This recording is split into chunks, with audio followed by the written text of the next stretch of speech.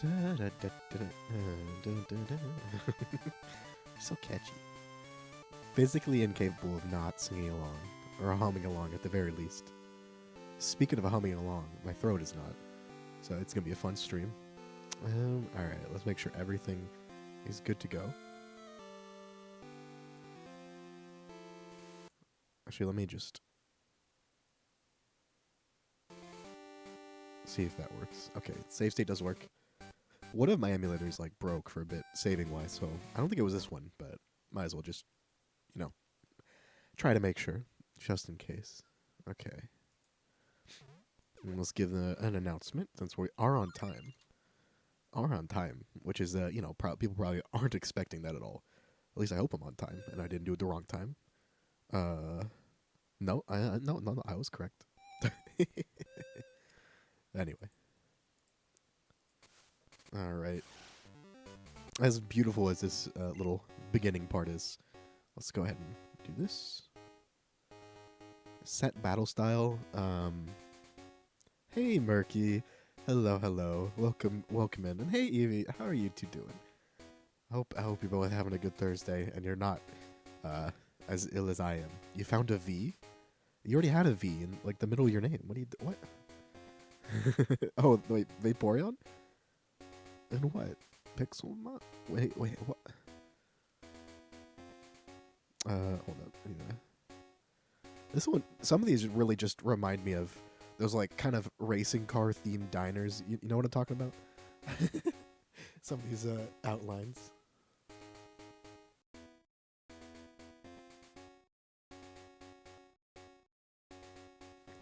Also, fair warning, I'll be muting fairly often just because I might need a mute to like clear my throat.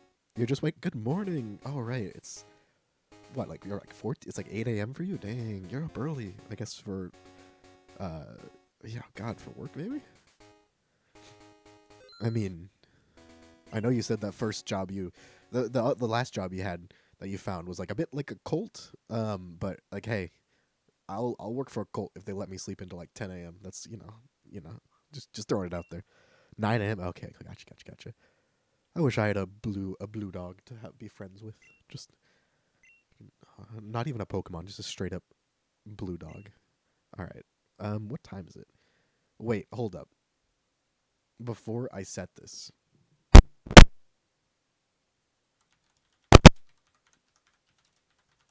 I think we want to go at nighttime to get Spinnerack. So I think that would be probably good because if we're doing poison types, FYI. Because I'm sick, so I'm poisoned, I suppose. What was that crunching? Oh, that might have been my arm brushed against the cord. It might have made like some weird scratchy noises. I don't know. I hope maybe you're being haunted. It could also be that. You know, could also be that. You never know, right? All right, let's just make sure. Root one. Oh, thank you for the sub. Hope you're on the upswing.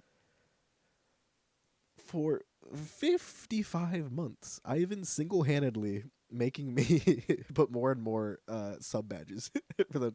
You're just single-handed. It's just single-handedly giving me more slots. Thank you so much for the sub for 55. Oh my god. I don't know. Evie's also sick. I'm sorry to hear that. Also, hey Yoktabo, how are you doing? 69 p.m. That is true. We do need to be at 69 p.m. to catch the right Pokemon. I have no idea if I'm on the upswing because I got sick last Friday, and then I was like better more or less. Like I was still kind of queasy, but better the next day. And then the next day, some of my family came back from a trip, and promptly I got sick from whatever they brought back. So I got sick again, but with something completely different. So that's been the last few days for me. It's not, as you can probably tell, it's like a throat, maybe strep throat, something like that. I don't know. But I figured I still want to stream, even if it. Who knows? If my voice starts really hurting or my throat starts really hurting, we might, cut it short. But I just wanted to chill. All right, sorry. I'm just checking. Weedle is not at all. Oh god, that's annoying. Um, huh. What about this? Where Weedle? Why are you? Okay, so Weedle is only a 5% encounter in morning and day. That is obnoxious. Oh my god. So, Oh my god, that's obnoxious. And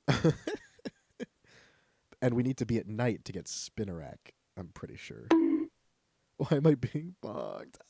You are sick as well. Everyone's sick. Hey, Psychonis. Everyone is just sick all at the same time. Oh boy. Okay, so I think the strategy is to make it night but almost morning. Um, does that sound like a good idea? So we catch the Spinnerack.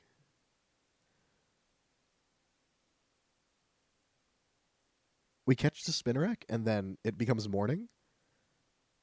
So then we can catch Weedle right after. I think those are the only two I can tell. Bellsprout and Zubat doesn't matter when you catch them. Same with Ghastly, it's better at night, but we can just wait. That's a bit in the future. Also, yeah, beat the game and catch me some robots. Oh shit, robots. Wait, robots? Wait, was this Let's Go? Was this in Let's Go, right? Freaking robots. Did I? The only robot I can think of. Oh, I mean, I guess Genesect exists, but like, and Magearna. But I'm thinking of like Pokemon Coliseum XD Gale Darkness, the freaking Robo Groudon that Chobits uses. Oh, look at that Whoopie boy! Look at the Whoopie boy. He's so happy. Also, hey Ouroboros, hello, welcome in. Shiny hunting Registeel. Ooh. Which one was Registeel? Okay, that sounds stupid. Not like which of the three, but which one? Which cry? I'm trying to think of the cry because I know Regice is like Reggie, but then one of them was like, you know, was that Registeel or was that Regirock? Saying which one was Registeel is like the dumbest thing ever. But you know what I mean. Which cry did Registeel have? Also, did you get the shiny or are you still hunting? Want to do day for Bellsprout though? Bellsprout better than Silly Spider. But the problem is, Murky, the problem is I need all of the help I can get. Last time we tried it, we tried one poison type run. We got pretty unlucky, but we lost to Birdkeeper Abe, the final boss who killed our grass type run as well. Birdkeeper Abe is a menace to Johto society, and we need all the help we can get, even if both are weak to Spearow. Also, hey Loki, how you doing? Allergic to shrimp I am? Oh my god, that oh no. Did you do it on purpose? Or did you just did you accidentally like get exposed to shrimp or something? I hope you didn't. Are you dead? Are you okay? Oh no. I did nothing on Valentine's Day. I didn't even realize it was. I was just vaguely sick. God, the worst part about my current sickness is it makes it so I'm already bad at falling asleep, you know, insomnia, and also it takes me forever, and sometimes I just don't sleep no matter how hard I try. But add that to the fact that my like nose and my throat and my eyes are like constantly either on the scale of irritated to in pain. And imagine me trying to get to sleep with that. That's Regirock? Oh, okay. Didn't get it. Okay, wait, which one are you hunting it in? Are they shiny locked in like the Gen 3 home games? Because I assume the best one to hunt, unless they're shiny locked, the best one to hunt for shiny legendaries is BDSP because they're all in one place and they're like all little encounters. Mushy. Where are you? Okay. Just cried? Hey. I would have cried with you, but I was too busy laying like face down in my bed, taking Motrin and like other medicines to try to make it go away. Kind of on purpose, but kind of. Did you know you were like, I know the outcome to eating shrimp, but god damn it, I'm doing it anyway. I know some people who are like allergic, not deathly allergic, but like more mildly allergic to things that like they like a lot anyway. They're just like, all right, I know this is gonna be a bad reaction, but I'm doing it anyway.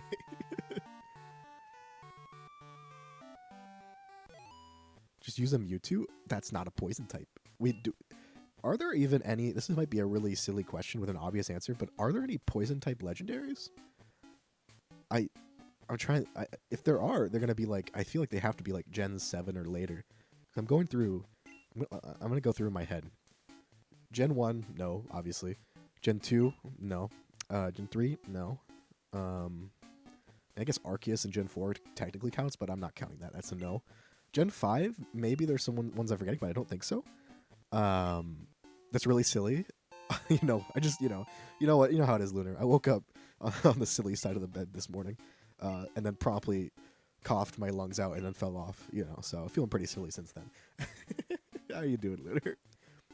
Oh, I forgot about Eternatus. Yeah, is that the first like actual legitimate poison type legendary? That's actually kind of crazy.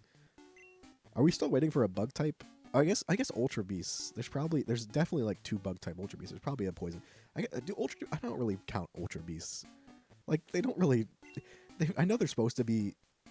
Wait, what? Oh, okay. I guess it's Sunday in game. I just. Oh well. I do know how to use the phone, but you're gonna tell me anyway. Mom, isn't a silly and goofy at the same time? It's a bit of a wild combination, but just maybe you'll have to check back in, see how, because I know we got the silly down, but the goofy might take a bit. Lego, I guess it is. I mean, it's just like a floating, like Jello. It's one of like those gelatin things that people made in the 70s, right? Except they made a tentacruel and made it out of Jello. Belly rubs for money. Thank you, Easy. Thank you.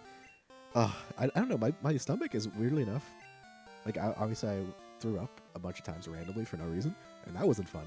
And then like the day later, I was still like feeling kind of bleh in my stomach. But then it went away, and then I probably got sick a different way right after. So that was, maybe it's just all. Maybe I'll have a week where every sickness hits me, and then I'll be like, all right, you did your time. We'll see you next year. Also, we are gonna pick. Okay, so if obviously we can't use our starter in this run because none of them are poison types, but we can decide which starter our rival gets. And obviously we have 3 actually different choices. We have a choice that makes him weak to us, a choice that makes him strong against us, and a choice that's more neutral with Totodile. So I had a suspension at first, suspicion. I tried to eat a seafood pasta, but it was only the most awful thing or threatening.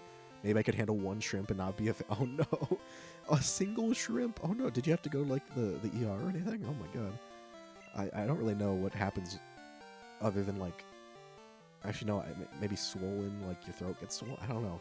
I'm not allergic to anything really, so I have no idea how it works, if I'm being honest. I took out some gallbladder today, so if you need a guy, let me know. Can you like replace like my sinuses and also my throat? I need new ones of those. Also, while you're at it, make me beautiful. Anyway, all right. So I feel like the classic move is to pick Chikorita, so he has the starter that's good against us. But I don't think we can. I don't think we can handle that. I think we're just gonna go neutral. Like the other one, if you're trying to like optimize it, you would pick Totodile because then he gets Chikorita, and we have poison's good against Chikorita. I'm not picking even if Mewtwo was an option, Eevee, I would not pick it. What do you feel about that? Pick a Remoraid. Just rest home as fast as I could. Take some Benadryl and ice packs. Ooh, that's rough. I hope you like go out with your GF, I assume, again, at some point next week to like, not eat shrimp and have a good time. It learns Poison Powder, but the problem is if I pick Chikorita, they get a Cyndaquil. I can't use Chikorita anyway. And he's going to have a Cyndaquil the whole game, and if we somehow get past Birdkeeper Abe, final boss, we're probably just going to lose to the rival in like the second battle we do against him. So I think we're going to go with the neutral option, which is us picking Cyndaquil. You know what? Actually, no. I think we're going to we're going to give him the worst option, as in we want him to get Chikorita, because this run is not like the water run. This is going to be hard enough as it is. Having 1 Pokemon on our rival's team being weak to us when normally it would be 0, and he has like multiple Pokemon that are super effective against us, he has a Kadabra, and he also has a Magneton, which is not just completely dodges poison moves. So Totodile. So I think we're just gonna it's we don't need to make this harder than it needs to be. Fire Red Run, I just need to grind for the Elite Four, and I hate it. I mean, so okay, the thing about I've always at least felt about Fire Red Leaf Green is like when you get to the Elite Four, you're always like, it feels like you're very underleveled. At least it doesn't feel possible to have like a team that's evenly leveled to the low 50s. Like you'll usually have like one or two Pokemon that are the same level as the first Elite Four members, and then the rest are like mid to high 40s. But like on the other hand, it's kind of like Ruby, Sapphire, Emerald, where you're always underleveled when you get there, but you don't really. You can still challenge them underleveled. It's not like the end of the world. Also, hey Deathroom, this is in fact sick shroom voice. This is in fact sick shroom voice. Like I have vivid memories of beating Fire Red Leaf Green and also Ruby, Sapphire, Emerald as a kid, like with three Pokemon that were any good. I remember I think my first ever Leaf Green run, I had a Tentacruel, which was like, I think this is such a nub move. Looking back, this is kind of such a nubby move. I used a Tentacruel, which is a great Pokemon, don't get me wrong, but it was because I literally ran into a fully evolved Tentacruel on the ocean, like at the end of the game. I was like, oh wow, it's like level 35 or 40. It's fully evolved. I gotta catch it, and then I just used that to win, because it learns Ice Beam and Surf, and that's like all you really need, for the most part. And then obviously, in the Hoenn games, your level 47 legendary probably is going to be probably can handle business. Sounds much more gravelly than usual. Does make you sound more normal. What is that supposed to mean? What is that? What do you mean gravelly? Oh no, actually that's not what I'm asking. What do you mean normal? Like I can hear the gravelly because that's my throat being dead. But what do you mean by this gravelly? What? How dare you? How dare you? That was very. Yeah, I mean it's just very scratchy, but that's just how it is. I think my normal voice, my unsick voice, is pretty generic, so I am the perfect AI. Yes, this is the AI mushroom. Yeah, see, you've all been fooled already. Deathroom knows because as the admin moderator, he helped me set it up. Since I'm sick, instead of like streaming sick like you think I was and I think I am doing right now, we actually got an AI program to pretend to be mushy. This is the closest we can get the voice to though. Mushroom.exe. Yeah. Got it. Oh no, it's gonna get a virus too. Oh no. Also, yeah, if you ever see me lean to the side like that while muted, that's probably me clearing my throat. Just FYI. Murder? I would never murder the champion, except for I'd probably murder Lance. He's a bit of an ass. Gary's an ass in a he's an ass in the way that doesn't make you want to strangle him. Lance though, it just seems kind of annoying. Literally illegally evolved Dragonites. Half his team is not even dragon types. Like, what are you doing? Also, there's a Spinarak. We can't catch it yet, so that's nice. Just didn't give my starter the XP for the last 3 gyms because I wanted to. Yeah. I think that's probably the best move, Ouija. Like, that's probably the best way to to keep an evenly leveled team, other than using the Versus Seeker a bunch. The problem, you end up is all right, well now your team's evenly leveled and all still kind of underleveled. You don't need to do 2 Pokemon a bunch. You just need to do 3 Pokemon a medium amount. But yeah, it's probably less horrible. Although I don't know, where do you used to train? Because I think we talked about that, places to train versus Seeker a bit ago, right? At least I think it was UEG. Yeah, and the one at my classic favorite spot is of course the first Sevai Island on the way to Moltres. There's a little spot where you can get a bunch of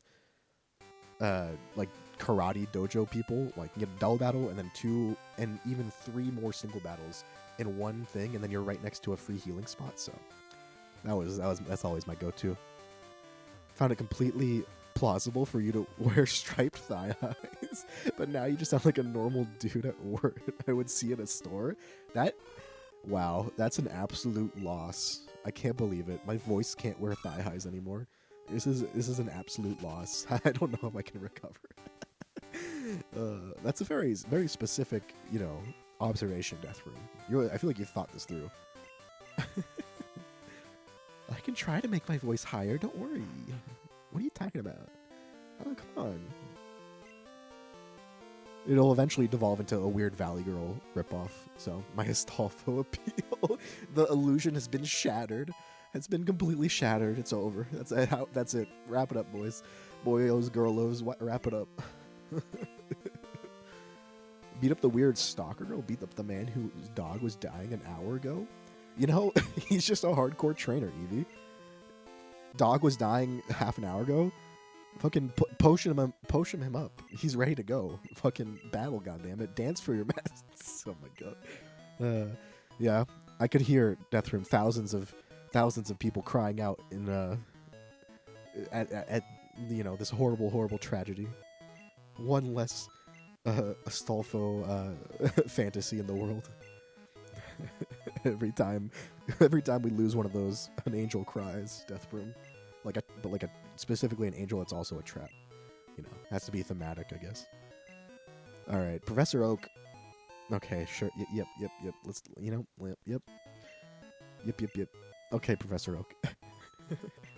So hard. Not even Pokemon Center wouldn't. How did he heal it? Was it through the power of friendship, or did he just yell at it a bunch? All angels are androgynous, so that means all angels could be. Are they? But some of them are super masculinely ripped. Some of them seem very feminine, if we're going off some of the Renaissance paintings where they made everybody fucking ripped, all those paintings, Renaissance era paintings of Jesus and all that, I just love how he's swole as hell. That's my headcanon, He's just fucking swole. He wasn't, when he was put on the cross, he wasn't dying or suffering. He was actually just working on his core strength, When no one was looking, he'd do those things where you you hold yourself up with your arms and then, you bring your legs up forward in front of you and then back down. He was doing those little that little exercise, just working on his core muscles, Anyway, Pokemon games, I don't know. I know, Eevee, I know. I feel kind of bad I haven't played them that much, but for whatever reason, maybe it's because I'm old or something. Maybe it's because I'm old, but I just can't adapt it. I think I'm just used to what I'm used to, and it's hard for me to like something new,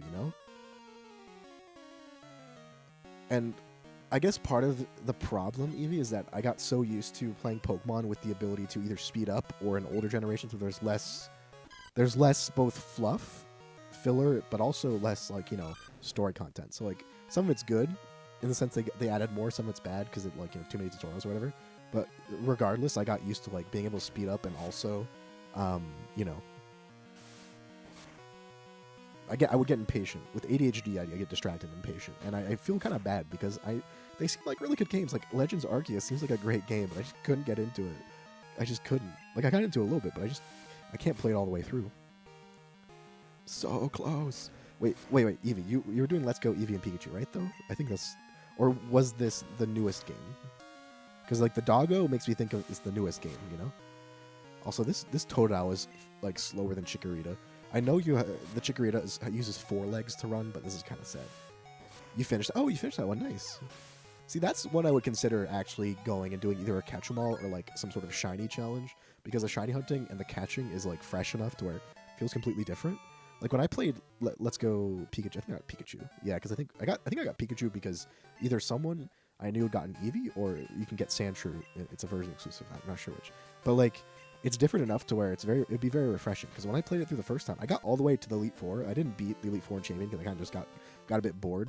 Mostly because I think it's mostly because I was treating it more like a normal Pokemon game. And I'm battling, getting all the gym badges, all that. And I don't really think that's how you're supposed to play it. Obviously that's part of it, but I think the biggest appeal is the kind of unique catching mechanics. And the catch combos and the overworld spawns and all that stuff. So I feel I may retry that at some point, but either do a catch 'em all, or maybe I'll do one shiny per route. I wouldn't do every shiny game, but maybe one shiny per route, Nuzlocke.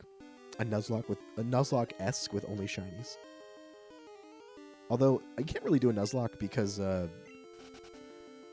Yeah, you can't really do a Nuzlocke in that game because, you know, the biggest way you get experience points is by catching stuff. And Nuzlocke, you can only catch one thing per route. So, yeah. Got a blue dog? Pog? Pog? Wait. I'm still trying to figure out what the blue dog is. Is it Quaxley on 4 legs? Hold up. Call them Doggo. That is the perfect name for any dog Pokemon, so I'm proud of you. Christian theology. Most angels appear to be humans as males, but some groups believe they were not human. So they do not have genders and either appear androgynous or mimic the most appropriate human. I mean, as far as I know, in like Christian theology, like in terms of like what's actually written in like the Bible or whatever, angels are like not even really human looking at all. Like there's some like horrible Cthulhu monsters with like 12 wings and 7 mouths and. Like, and the higher the order of angels, the fucking more cursed it is. Like, so they're that's what I remember from. I don't even know where probably freaking Christian high school that I had to go to. What Legends? I mean, I that's the thing, Evie. I definitely think Legends is great. It seems like I'm really happy it was made, and I'm so happy that so many people enjoyed it. But like, also the fact that it's open world. I'm just not an open world game player. You know, the closest I get to open world is like playing Mountain Blade, which is does that count as an open world game? There's a big world you can go in. Also, hey Chris, hello. What are we naming our rival? What's the opposite of poison and or opposite of being sick? Is it just gonna be health? How about santé? It's like health or whatever in French. It sounds fancy. Mystery dungeon? I'm not sure. I'm not sure if I'll be able to get back to that one because I don't know. I might have gotten too angry. Although if I do mystery dungeon again, if I don't continue that one, I'd probably go to like the original ones. Or the remaster, but probably go back to the original. I promise I did like the same amount of time on Mystery Dungeon as I did all the other redeems. I just rage quit at the last one. Vaccine, boisson. That's just drink. Am I not allowed to drink? Oh God, my throat is a desert. Bark bark, I'm a dog. See that just. I don't know. That what is that? That's reminding me of something. I don't know what video it is. I know it's not this, but I don't know how many of you watched Joel Hale. Is it Joel Hale? The animator. He's on YouTube really popular. Is his name Joel Haver? Joel Haver, not Hale. I don't know. It's Haver or Haver or whatever. But yeah, my all-time favorite animation skit, whatever, from him is the Scooby-Doo one. Just for the first 4 seconds of the video, like destroy me with how Scooby is done and his voice. I would definitely recommend going and watching it if you haven't seen it. I love Joel Haver. I guess not enough to remember his name, but no, I really enjoy it. I love his RPG ones, but Motrin, I did take Motrin before, earlier, 30 minutes ago. Just use hacks. No. Last Angels described having beautiful. The more important ones are thought to be more unique. That's a nice way to say it. That's a nice way to say it. The rotoscope. It's such a cool way of animation, you know? Such a cool way. Let's call you Motrin? I did take Motrin earlier. And then I also took a Motrin in the morning. I don't really know how many Motrins you're allowed to take a day. I've only taken 2, though. Cocaine. Perfect health. Yeah. But yeah. The fucking... the start to that freaking Scooby-Doo skit just gets me every time. I mean, the whole skit is hilarious, but it's the first, 5 seconds destroyed me. So, why did I go in here? Wait, is this... What? I thought I was supposed to talk to my mom, right? Is she just hiding over here? Labels on your medicine before you take them? I've taken Motrin...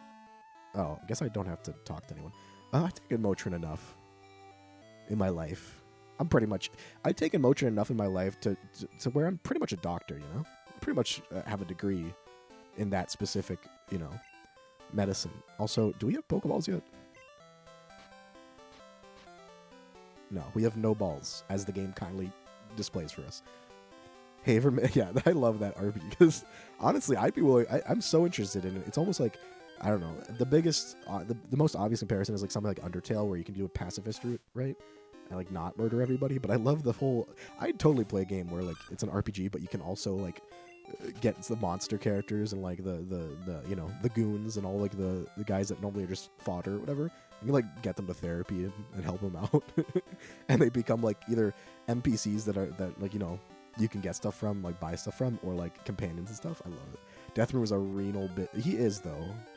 He is. Ouija, like, you don't even have to add renal. You can just say bitch. Don't destroy. No. I'm pretty sure that Motrin, it's like 2. You're not supposed to take more than 2 in a go, and I don't. I take 1, and at a time, and I usually take, if I'm like really sick, like right now, which doesn't happen very often, I'll take maybe 2, 1 in the morning, 1 at night. But like an adult, you can take up to 2, so I don't even do the max. Also, I know we haven't even got a Pokemon yet.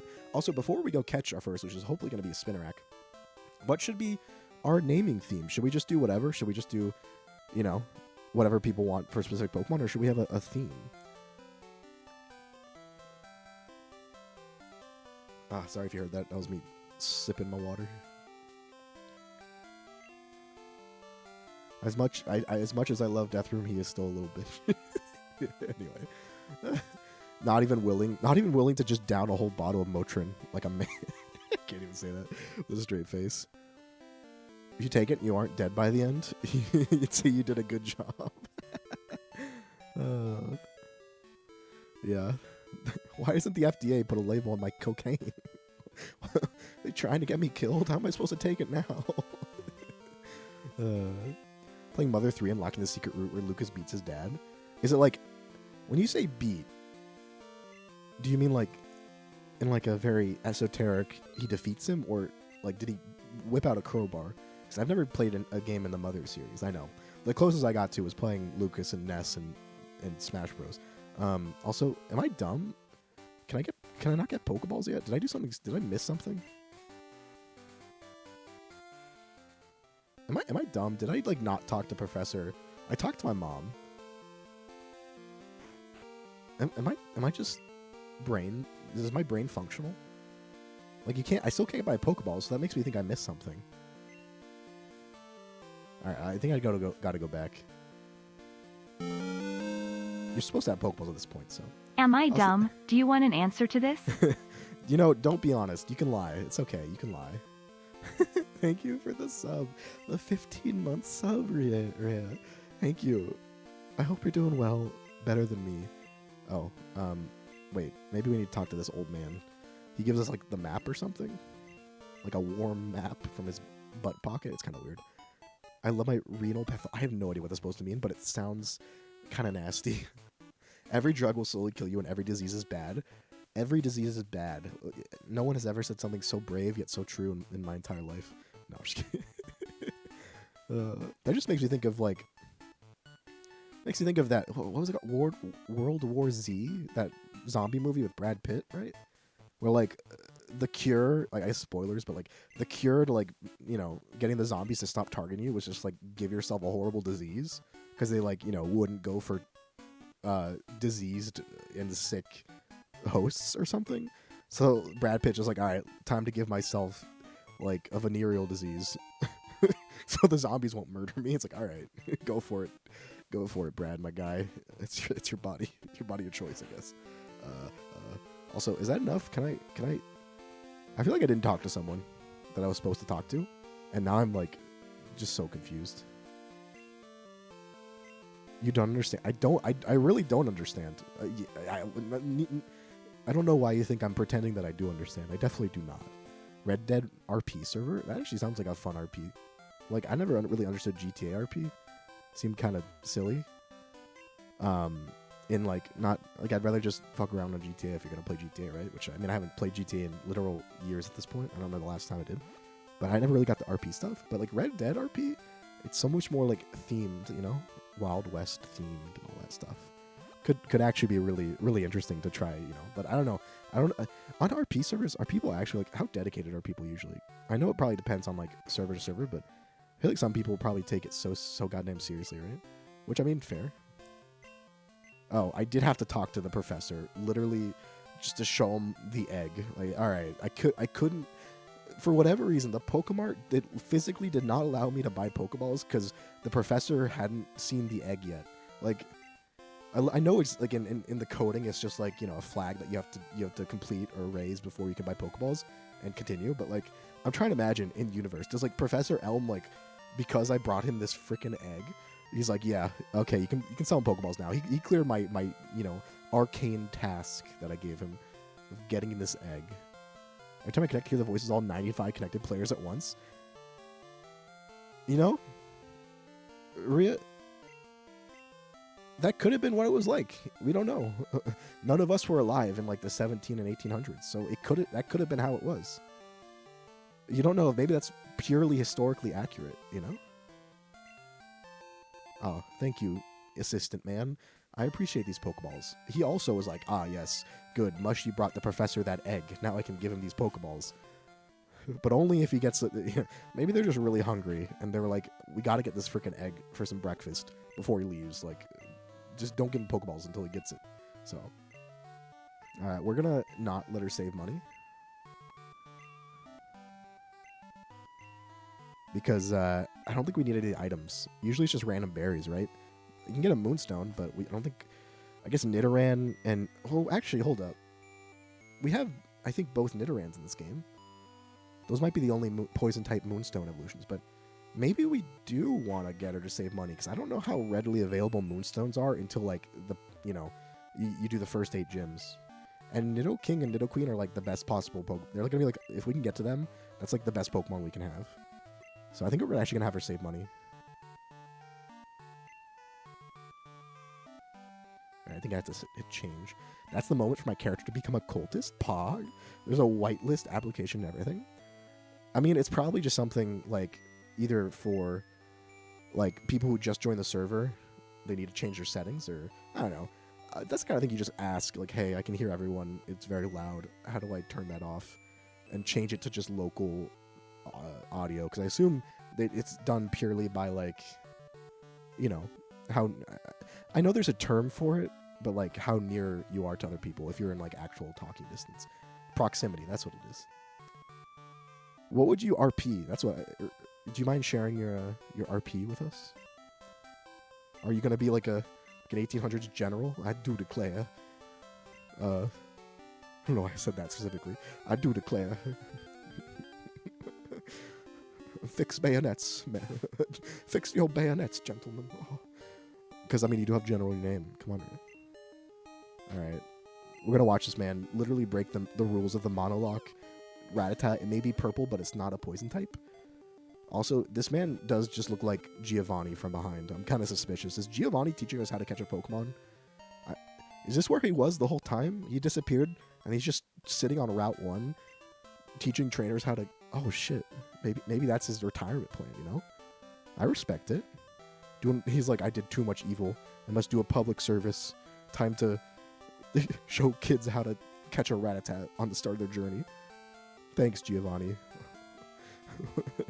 He's doing or maybe he actually did get arrested by Officer Jenny's, and like this is his, instead of going for jail, they knew he'd like break out immediately because of all the Rocket members there, so they just assigned him to like really strict, like a decade of community service, most of which is included in like right now, right here. You know what Giovanni looks like from behind? Look, the internet exists. I'll have you know. I do my research. I'm a thorough individual when I research anything, It's just how it is. I don't know what you're insinuating. What could you possibly be insinuating about me? Like, okay, like what, what's wrong with that? Anyway, also, hey Gorps, how's it going? I feel like I probably asked you this at some point, but I feel like one time I raided and you were in chat, Gorps, and like the person called you Gorpez. And I'm like, am I supposed to call you Gorpez? I just had I had that like moment of like self-doubt. My whole life seemed like a lie for a brief moment before I moved on and decided, nah, it's probably fine. Grind the child into a fine paste. That's how you get. That is in fact how you get the most nutrients out of them. Like you don't want the bones to clog up the system and all that. Also, we get our first Pokemon. What are we doing for the name? It's a Spinarak, of course. We critical hit it, but it didn't die. All right. We are gonna keep Toadile in the party because I don't think we'd probably just lose to like the first Rattata we come across. Not even Yorkshire Joey's Rattata. Like a normal bottom 10% Rattata in the wild, we'd probably just get destroyed. Charles, call it COVID. I'm not calling it COVID. That's a bit too. It's a bit too recent. Like maybe like the measles. Although I guess that's also a thing again. I assume people are getting it again because they always are. String spit. It's kind of nasty. So what does Charles stand for? I'll name it Charles, but like, what is Charles for? Like, is it a specific Charles or just a nice name, Charles? Also, I'm taking that to assume we're not really doing a theme unless Charles fits in the future theme. But call it brain damage. We already have enough of that on our team in the form of me, the trainer, Evie. Brain damage. Also, yeah, I appreciate the lurk globes. Thank you. RDR, Red Dead Redemption RP, you can put on stupid accent. Yeah, you can put on like a Southern Belle accent, like, oh, I do declare. Anyway.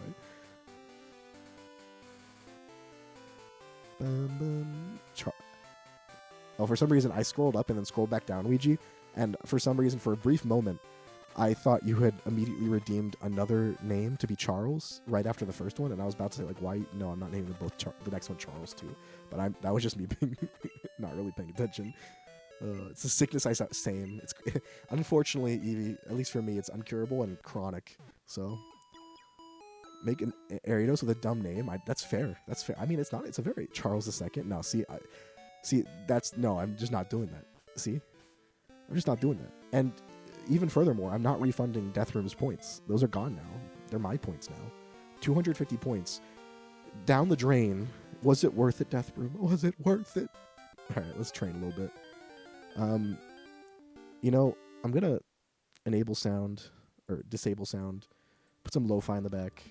Let me know if the volume is horrible or, And then we're going to speed up. We probably can't beat any of these Pokemon, but that's just how it has to be. Let's go speed up to 80 speed. Let's see how nice that is. That's not really much. Okay. 100 speed. That's like, I don't know how this speed scaling works. It's very unclear. 150 is a bit faster. Okay, that's good enough. Can you refund mine? What do you mean refund yours? You didn't do one. trying to game the system as like a true gamer.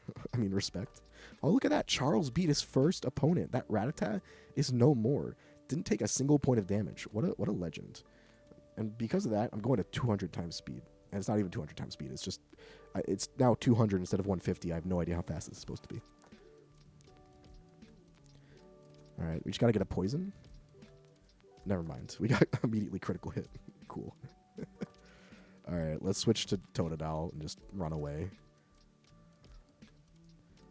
Because if we, the fact that I'm pretty sure Spinarak is slower than like every Pokemon that we encounter at this point in the game, so we can't even really run away effectively. So we're just gonna be doing this. Giles, is that supposed to be Giles? I know that's what I've heard, but can it be Giles? Like Jif or Giraffic or Jurassic Park. I don't know why. That actually is correct. Hold up. All right. Luckily, these Rattas don't have guts at this point, so they don't get the attack boost. All right. Okay. Let's go back and heal. This is very, very. This is pretty much the start of every one of these runs, unless you pick one of the types that has a starter. Both pronunciations are acceptable, but I feel like Giles is a last name, but Giles is more of a first name, Also, everyone point and laugh. This Hoot failed to use the move Growl. Like, does it not know how to make noise? Like, it's just, and it's like, oh, no, not a growl. That was more of a whimper, more of a bit of like a just slight exhalation, like when you laugh, but only through your nose. Just like a exhalation, right? I don't want to just do like normal names for every single Pokemon. So like, so let's not do a theme and just whenever we get to a Pokemon, put out names. And if you have a really good name, redeem it. And if the really good name is horrible, in my opinion, I will democratically recount the election and all that. But yeah. All right, one more level. Actually, I don't know. Youngster Joey's Rattata, I'm pretty sure it's like level 4. But just in case it's like level 6, we're just going to get to level 6. And then we should be good. And also, I'm going to go even faster. We're not hitting plaid yet, but we are going to ludicrous speed. So, basic white names. Well, you gotta change with the modern age, Evie. Nowadays, the basic white names, they're all weird, just random words. They're either two names combined into one, or like a normal quote unquote like typical name misspelled just for no reason, or like just household objects. Sometimes they even just name people after places. Like, oh yes, this country. That's a great name for my child. I'm sure they will love this. 50. I mean, you're probably just. I feel like Evie, you may have just searched up like most common names in the U.S. for for boys and pulled out that list. So somewhat suspicious. Yeah, Kaylee. Yeah, it's fucking 6 letters are silent. Don't worry about it. Oh shit, he knows. Yeah, I'm on to you. I'm on to your tricks, Evie. You gotta, I got suspicious, and I'm on to your tricks. Need to remix them. Joffrey, What about? I feel like someone's probably named their kid that name, or like Jeffrey, but like pronounced Geffrey. Like, this is my son, Geffrey. I feel like that's got to be a thing, right? All right.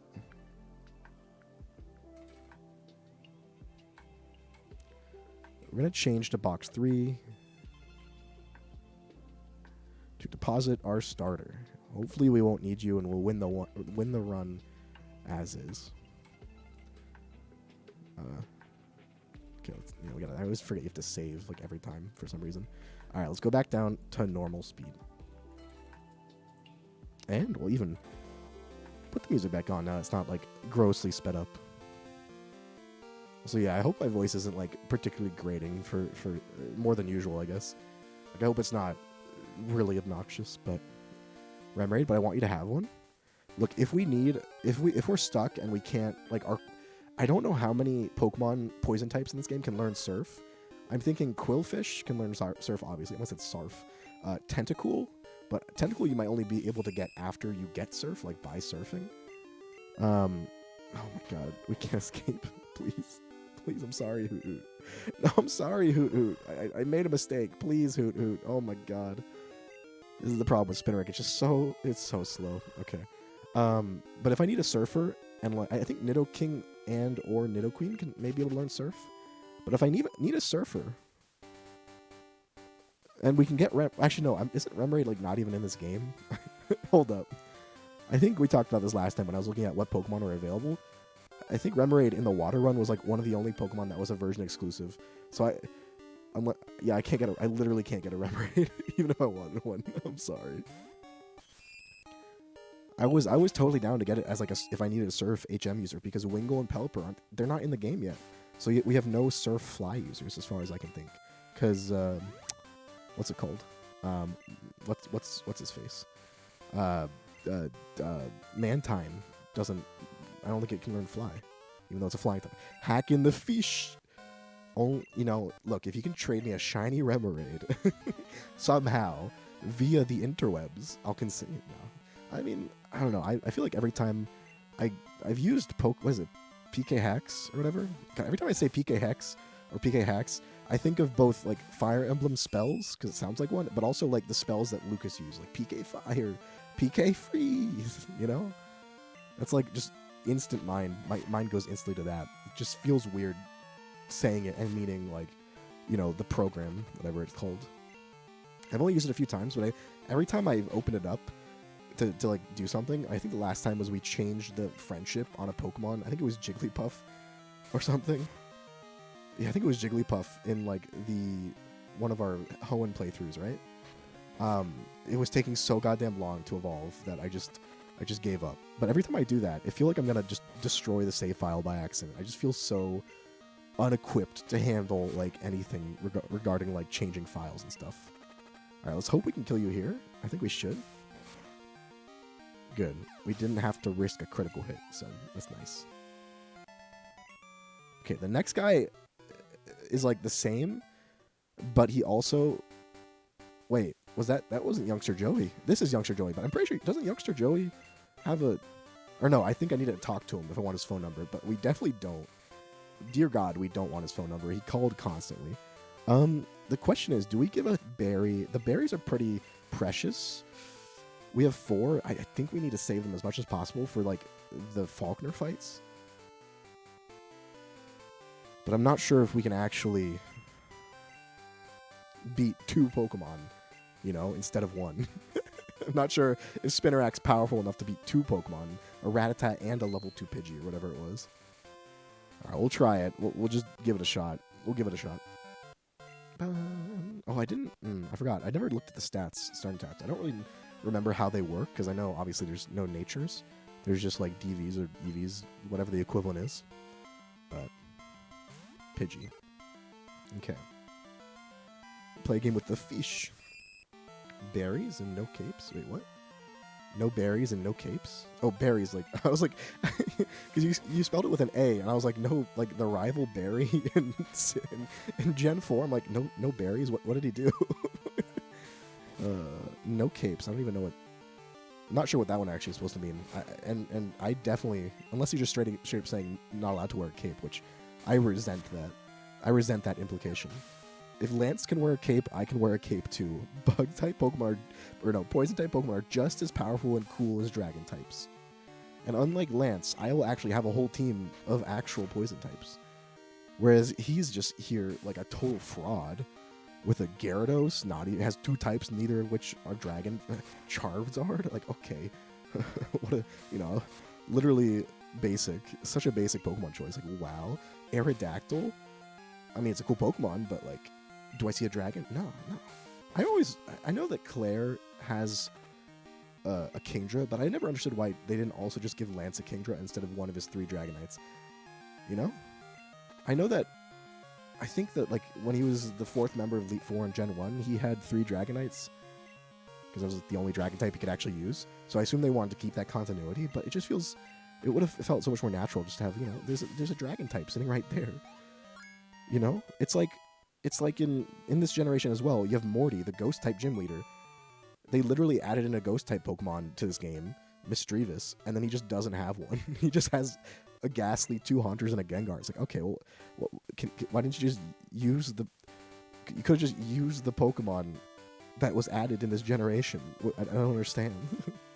Song Africa is just Shakira making sounds and saying Africa. See, I was thinking of, like... Africa by like Toto. So I was very confused for a moment. I mean that's pretty typical for like Western stars, right? Give it like they want to give that hint of foreign intrigue and spice, and they don't actually put any effort, or maybe they did. She did. I have no idea. I always assumed like it probably meant something, but like it's still dumb that it's just some random Western like artist just like grabbing a phrase or something, Shama Lama. Yeah, I'm not sure about that one. I'm not sure about that one. Western star. She's from like the Caribbean, I think. I mean, the fact is she's or Dominican Republic, Colombian. Yeah, but like essentially as soon as she got successful, I'm pretty sure she pretty much became like, or like moved to the U.S. for obvious like opportunity reasons for like going to Hollywood or whatever. I don't know if Hollywood or like going to California where like a lot of the big like labels are and other artists, and then she pretty much became at that point a Western, not like not like native to America star, but like a Western star in the U.S.'s lens, right? And also, just because she's not, like, American and she's Colombian doesn't really change anything. I mean, I guess it makes it slightly less bad because Colombia hasn't invaded any African countries as far as I know, or bombed them, or taken their oil. Like, so, I guess it's slightly less bad, but still not great. If you make a song, you're a Western... Yeah, Colombia... Colombia. I know there's an O, not a U. Colombia is still in the Western Hemisphere, Pog. Oh, hey, a spinner rack. Okay. So we need to be careful. The horribly low, what's it called? The horribly low, level cap is level 9. So we need to catch another Pokemon soon. Zubat would be easiest, and then Bellsprout, because we have to wait till morning for Weedle. If we are quick enough, which I have no idea if we will be, probably not. I think we only have like 30 minutes. I could maybe go to the Sprout Tower to get Ghastly, but yeah. Isn't that she catered to Western taste? She literally defined. I know. I get what you mean, but like in the context of an international context, I think she's as much as that is true. I think it's also true that she's at the same time seen as like just as how do I word this? Like she's also just a star in the U.S. as well. I guess is what I'm trying to say. Like, but to the point where like. I'd say both of those things can be true, Does that make sense? I don't know if it makes sense.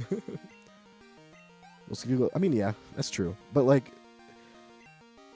it's still kind of weird, even if it's not Western. Even if it was, like a Jap... Is Japan considered Western now?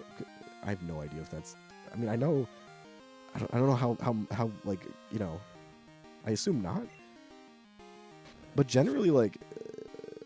It just makes it, the thing is, it just makes it less bad. It's still kind of weird that, just grabbing random gibberish or noises that sound stereotypically from, like, whatever region that you have you aren't from is just kind of, that's just generally not a good thing to do.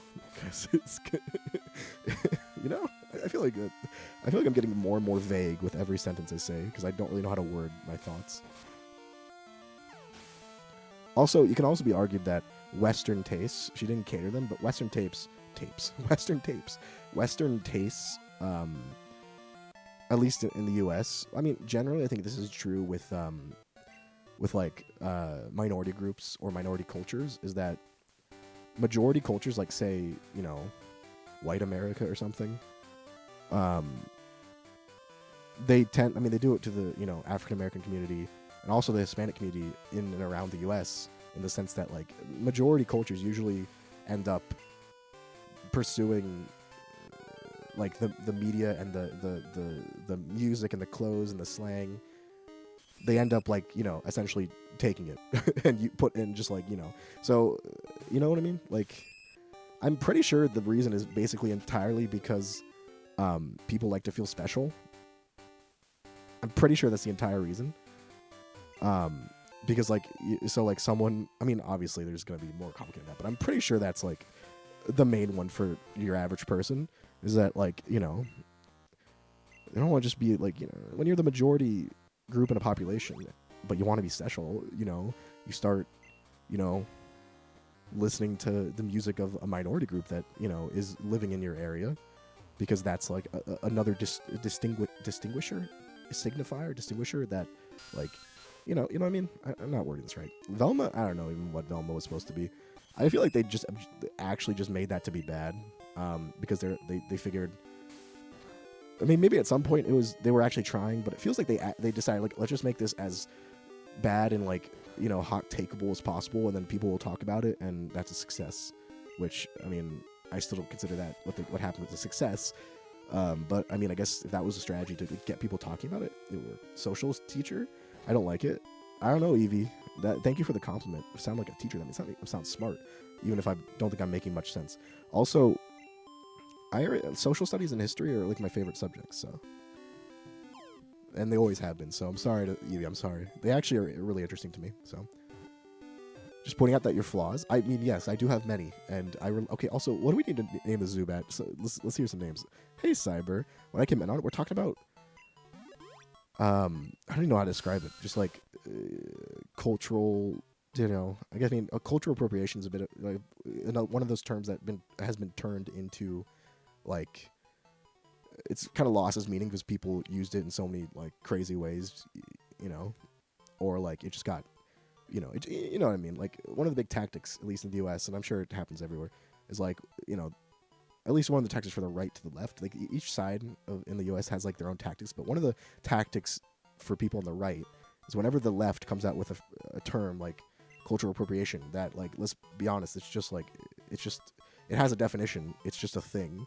Like, maybe people are ascribing it to things that you don't agree that it is, but it's still a thing. But then, like, essentially they meme it and they use it in such horrible ways, and, like, you know, just try to, like, remove all meaning from it, so it has, like, essentially no real staying power. So if someone says it in whatever context, even if it's a serious context where it actually applies, people just assume, you know, just a gut reaction of like, oh, what a fucking lefty kind of thing. And, like, both sides do that, and it's a pretty common tactic, you know.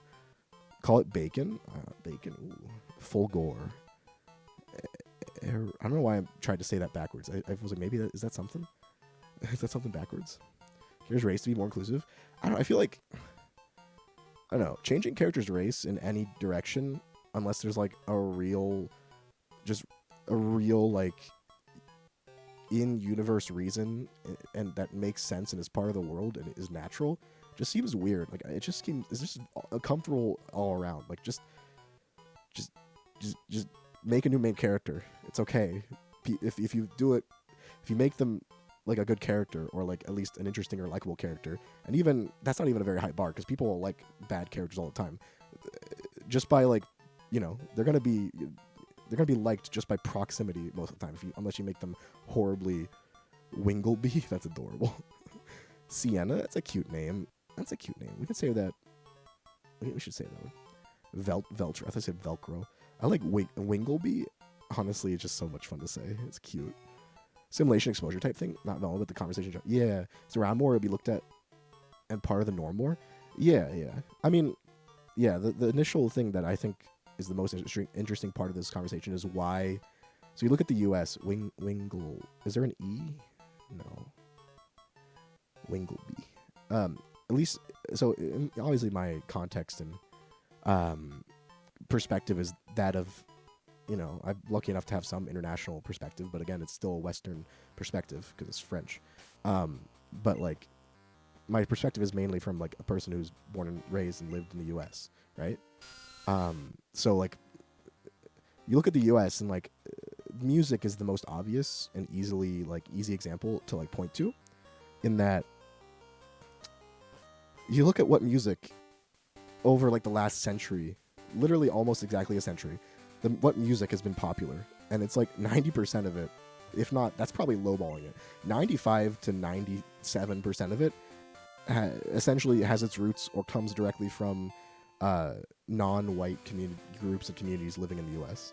And you look at that and you're like, all right, well, that's interesting why that is, in the sense that, you know, you'd think that just by being the majority population, on average, you'd have about the same, you know, percentage slice of, you know, relevant culture, but it's not the case. I'm like, all right, well, what's the reason? And I think that, also, we're gonna skip this trainer and catch a Bellsprout real quick, so we have more Pokemon. And you try to look at that, like, what's the reason for that? And I mean, obviously, I kind of flippantly said it's because people want to feel special, and you know, if you're a white guy growing up in the U.S.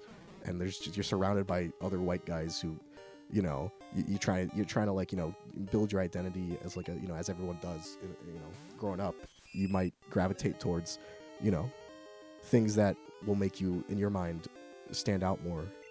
And it's not necessarily a bad thing. Like, I think people should be able to enjoy what they enjoy, as long as you're, like, you know, obviously be respectful, and, you know, when you can, right? But, like, on a large scale, you know, when you look at music in the U.S., it's like there is not a single genre of music untouched by black artists, and, you know, like, the biggest and the only ones that it can be really said have their roots in, like, almost entirely, or, you know, entirely in, like, kind of white American culture, are, like, is, like, country, which even now is constantly being, you know, intertwined with a bunch of other stuff, and then, like, bluegrass, I guess. I think it's like just bluegrass, which is why I say that in the past century, because bluegrass was big in, like, what, the 30s? Wait, is it bluegrass? Is that the right one? Kind of like the Appalachian sound, like banjos, similar somewhat to country, but, like, everything else, rock, jazz, or I guess, you know, blues, jazz, and then rock, and then, you know, hip hop, rap. It all comes in from, like, the same tree, and you think, like, oh, okay, well, why is it so much more popular when you would assume like it'd be more evenly distributed of where things come from. So also I think this is kind of like a hoity-toity. What am I doing? All right, I had to catch this Pokemon. Prepare a name for the Bellsprout. I mean, this is kind of like hoity-toity, like, oh, so artistic. But I do think, like, you know, some art can be more impactful and be, you know, have more staying power when it comes through. It's expressing something actually, like, you know, like a lot of the music came from, like, you know, groups of African American slaves or groups of immigrants who were, you know, had a really shitty life trying to like immigrate to the U.S. because, you know, you'd work in the factory as like a 12-year-old or whatever, and like a lot of like music has its roots in like at least American centered music has its roots in yeah, like slaves passing along like communal and dancing and music, right? And a lot of it, you know, I'm sure there's videos on like YouTube and like documentaries and papers that are about this. So I mean, like, don't go to me for, you know, don't come to me for the specifics. I usually can only go generally, but I don't know. I think it's a really interesting topic, mostly because it's like history, anthropology, like cultures over time. I think it's pretty interesting. I guess. Oh wait, the one other one that's like non in the U.S. if you want to say it's classical, obviously didn't come from the U.S., but like classical music is Western Europe focused, or like not even Western Europe, but Western focused and also European focused. But even then, that's not really. I wouldn't say that's really popular. It's just kind of there. Is, you know, it's popular with fancy people. Anyway, and there's not really. I feel like there's not really a lot of big stuff, big popular like sheet music, really compared to other genres. You know, it had its day in the sun, and it's kind of just been sitting. Toxie, okay. Also, yeah, Cyber, I am sick with something entirely different from what I had on Friday when I had to cancel stream. So yeah, it's fun. It's kind of like a strep throat, which is why my voice is so, you know, better character to be protagonist. Velma. I mean, yeah, that's why I say I think with Velma, right? I think they actively just wanted to make it as bad as possible, insulting to as many people as possible, in the sense that, like, so people would react, right? Because, like, there's no way they wrote those characters and thought, yeah, people are going to actually like these people.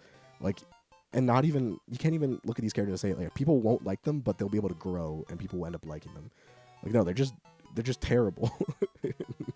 So I that's why I think it's on purpose. BoJack Horseman is not a good character, really likable character for the majority of its runtime.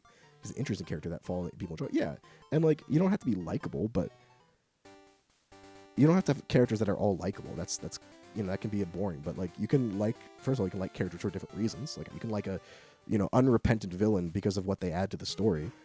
But, like, when the whole cast is just straight up unlikable in a way that's not, like, on purpose, like, not story related.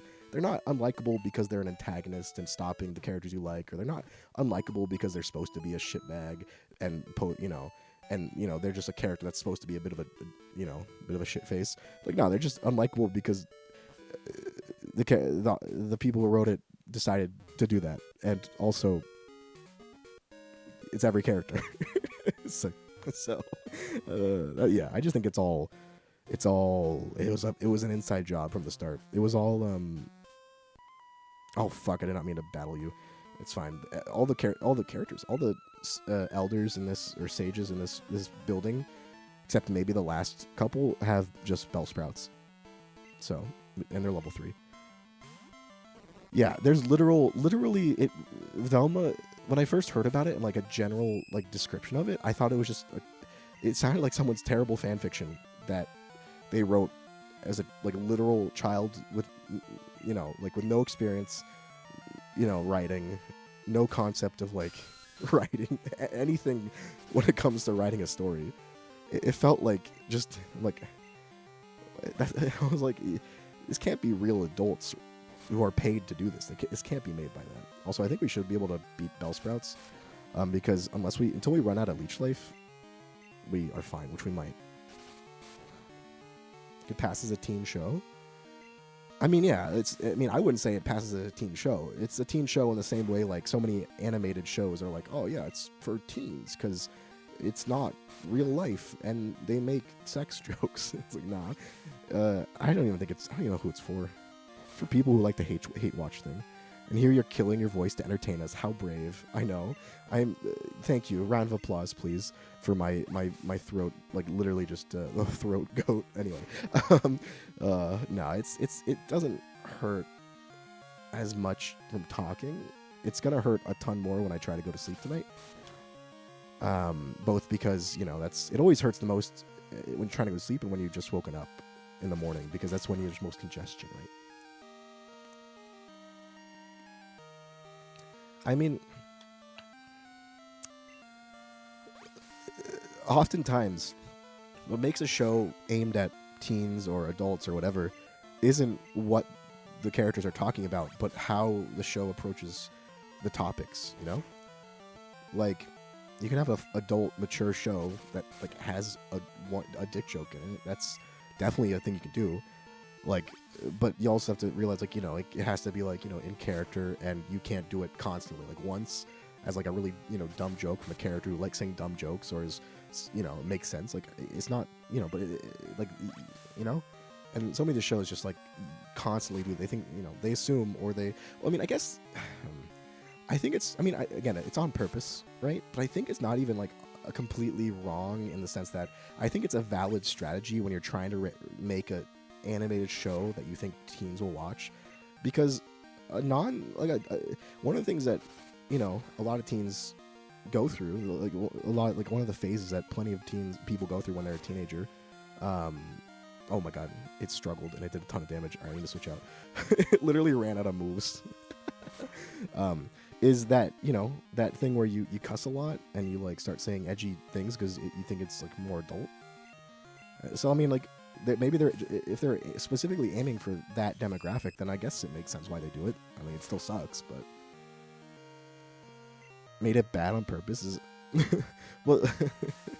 You're just saying it's even worse because they made it bad by accident. It's somehow even worse. I don't know how that's worse. All right, we're gonna switch train Wingleby a little bit because having only leech life is an actual modern day tragedy. So yeah, gonna get you low. Total drama. I mean, but like that's from what I remember. I think it was coming out when I was. It's been coming out for a long time, so I think I remember watching some when I was younger. I mean, like that's a show that, as far as I know, it's a teen show, but that one that's actually good. People like it, Like calling something a teen show isn't like a doesn't mean it's bad, It just means it's gonna have different approaches and different targets, target audience, Yeah, when you have a show like Velma that like is all about like where you can tell like they're just adding a bunch of like quote unquote mature topics like drugs and sex and blah blah blah. And they're just doing it constantly. That's literally a sign of immaturity because that's something young people do and not young people. I mean, there's plenty of immature people in the world at every age, but it's something that immature people do to like kind of because they see that as something mature, so they'll cuss a lot because that's what older people do kind of thing. Also, hey Arden, how you doing? 5 days into Scarlet, and I caught my 5th shiny. Yeah. The fact that I got a shiny in the time I played it is let me know that it's a pretty generous game with shiny odds. I don't know, Arden, do you know have they figured out how the shiny odds work in Scarlet Violet? Because I remember when I played it when it was released, right? I got the shiny Mankey, the green monk, green monk. I had no idea how it worked. I didn't know if it's just higher odds in the overworld. Is it just straight like that? Also, what shinies did you get? Congrats. I didn't say it, but congrats. What shinies did you get? Wingleby, level 4. Good job, Wingleby. These battles take a while. I didn't actually come here to battle the trainer. I came here to catch a Ghastly, so let's do that. The scene. Wait, what are we talking about? Okay, hold up. Sorry. Lindsay calling Heather. Yeah, like you can do that. It can be funny. It can be totally make sense. But an immature show will do it constantly, or like just, oh my god. And like for me, I'm someone who like I do cuss a fair amount. Like obviously time and place. This freaking rat tap. Please get away. Thank you. Let's go heal before we try this again. Like time and place. Like you don't do it with like the friends of your parents or in an interview or something, obvious. But it's but like even someone like me who's like, it's kind of like just in my vocabulary now. So sometimes it just like kind of pops out randomly. I'm like, oh, okay, well, fair, fair, brain, fair. They made it has boobies, not the boobies. Oh no.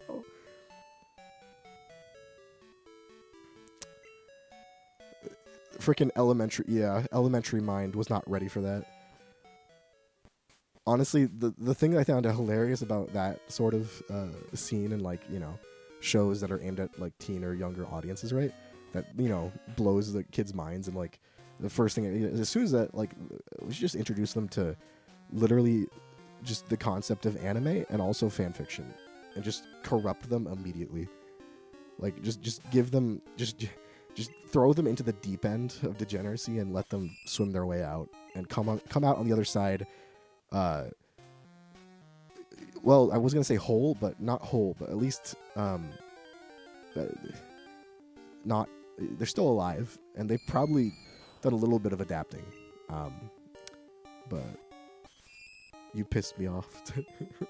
Oh my god, see, that should make me think of like the fucking 10 times Fortnite streamers cursed or something videos, which.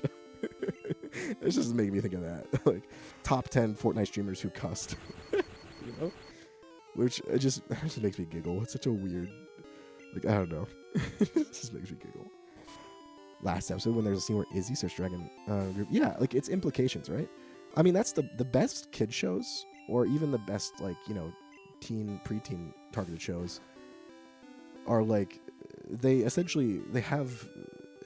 have plenty of implications and like insinuations and jokes that go above a kid, your head when you're a kid, and when you're an adult. Like SpongeBob is the obvious example, but like every Nickelodeon and Cartoon Network show essentially did it. So it's like yeah, because it's still adults writing the shows, and they there's different parts of, like, say cartoons or whatever are meant for different people who are watching, right? Like the animation and the slapstick and the fun and the silly jokes, and your average, the most common jokes in a show, and like the situations. That's for the younger audience who aren't gonna get, say, innuendos or whatever, and then for the parents who have to sit there and watch it with their kids. Although I don't know if that's really a thing anymore. They at least get the occasional joke about like something from their generation, or like a joke that a 7-year-old won't understand. So, and then they turn around and ask, like, "Mom, Dad, what does blank mean?" And then they just start sweating bullets, just nervous sweating, because they're not ready for this. They're not ready for it at all. But yeah, I never watched. I think I may have watched like the first when Total Drama Island came out. I think I watched some, but I haven't watched much. I think maybe the first season, I assume, I've seen, and that's it. So, I mean, I don't really know what happened after that. I know it was kind of like a, people were getting booted off the island or whatever. But that's all I really remember. All right, what are we naming our Ghastly? Does anyone have any ideas? If we are to have any chance at winning this run, this Ghastly is probably the most important Pokemon. So, yeah.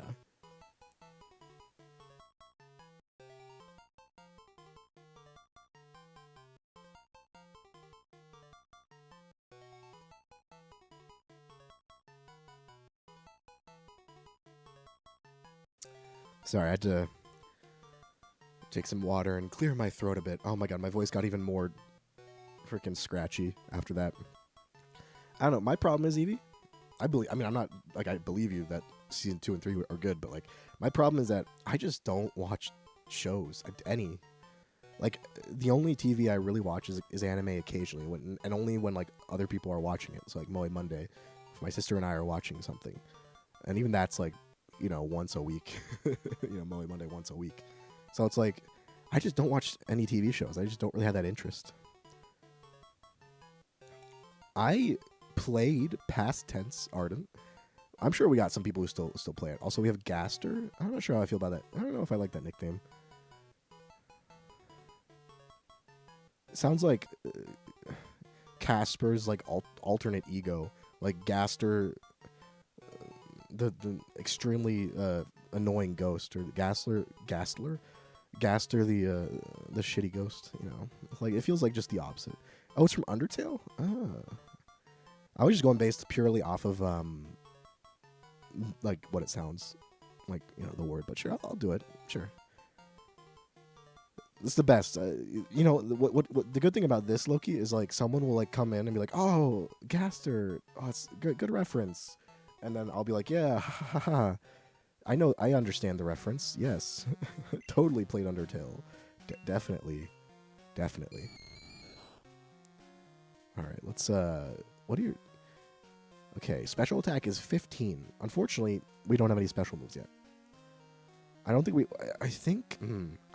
I'm 99% sure Haunter can learn the elemental punches you can get early on.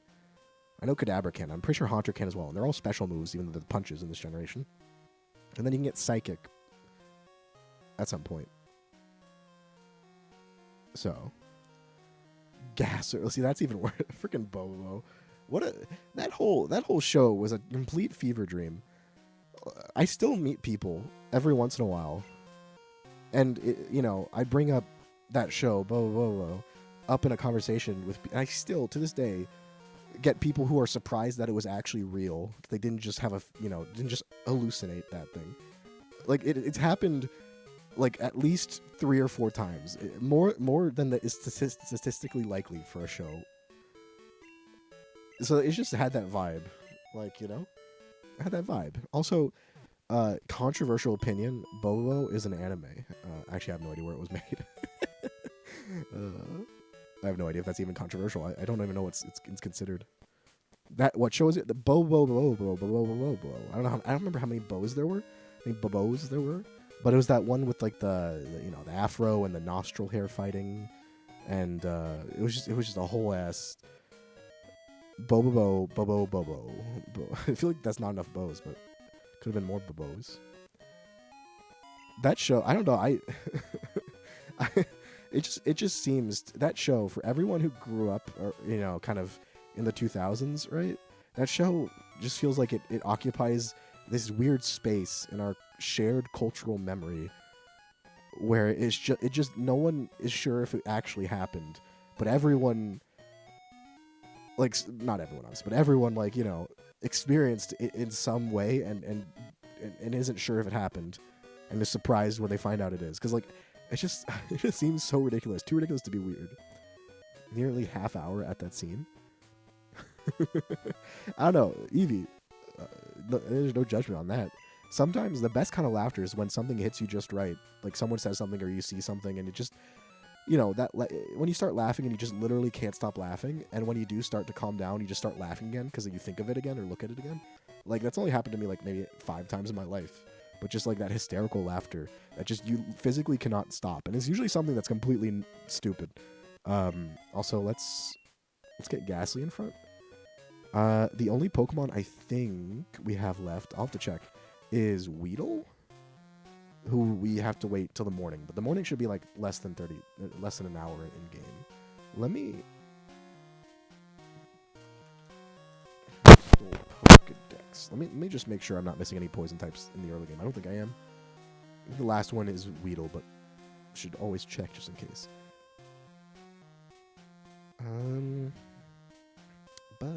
Ekans, you can't get yet. I don't even. That might be a Virgin exclusive. Ekans is one of those Pokemon, those poor Pokemon that are always the Virgin exclusive. So I never have to use them.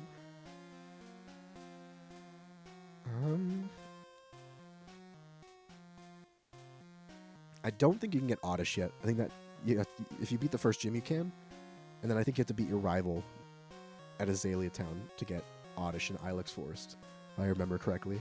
Nidoran, both of them are not available until after the second gym, as far as I know. Venonat, I don't think is available yet, but I'll check. It might be. Let's see. Where are you found, Venonat? Where are you? Who's that Pokemon? It's I don't think it's Venonat, because I don't think it's available yet, but who knows? Let's move learns. No, I want to see where to find. Okay. Ilex Forest, Route 24 or 25. I don't know. Am I supposed to like know the route numbers by heart or something? Um. Okay, not that route. Maybe this one. Where's route? Oh, that's in Kanto. Yeah, I don't think we get event in that. I wish it gave you like a little map if you hovered over it. Appreciate amount of Babobos. They I don't know if they yeah, the order, like I think I don't know if you got the order right of all the Babobos. It could have been, switch a few around, but there who didn't really get it. Time to sort of stare. I mean, that's an awesome feeling as like a sibling. Although I never really got that much because I had an older sibling. I assume for people with younger siblings, like being able to, because then after that, like they ask you, like I didn't get it. You're like, and you just kind of chuckle, like smugly at them, and then all of a sudden they might, actually like get, really want to find out and like bother you. And you just like hold back the information, just to torture them a little bit, a little light dose of torture. All right, I'm just checking. I don't think there are any more poison types that I can get. If I'm wrong, if someone can prove me wrong and tell me which route I could get one before the first gym, feel free to let me know. But I'm pretty sure this is all of them.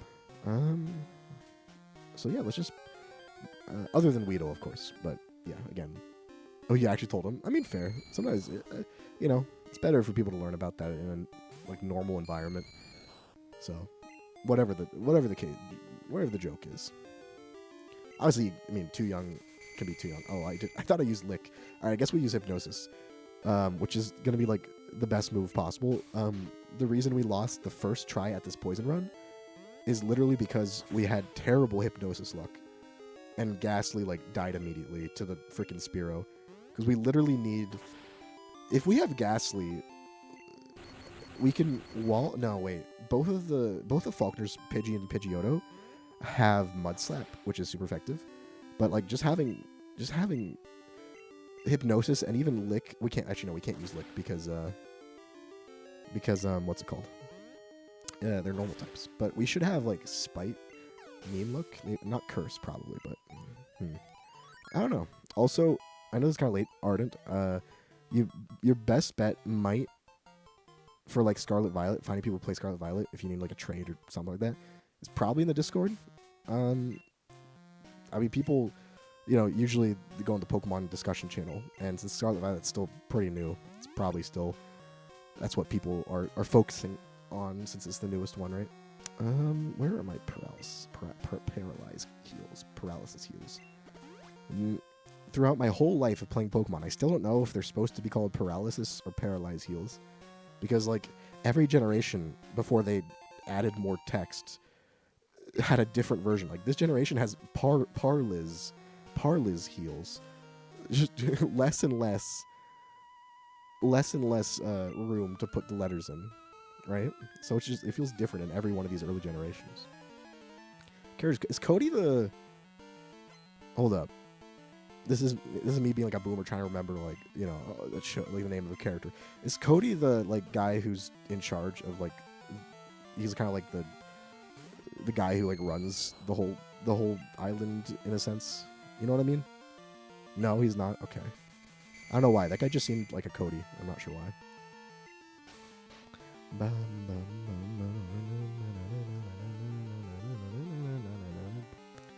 Let me check something.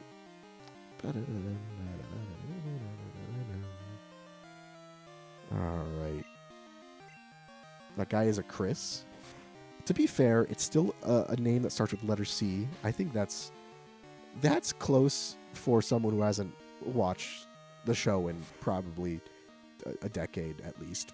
Probably more than a decade, if I'm being honest, because because I'm old. I am old. No idea when it came out, so. Hey, cringe person.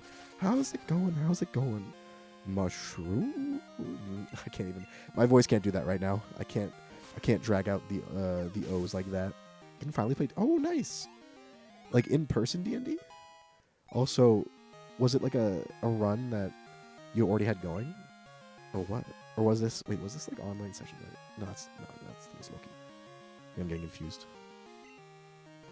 But yeah, it's great. I miss D&D. Even like online D&D, which is it's still fun, but it's a pain in the ass and not nearly as fun as in person, in my opinion. But also sometimes it's necessary because of situation in the world.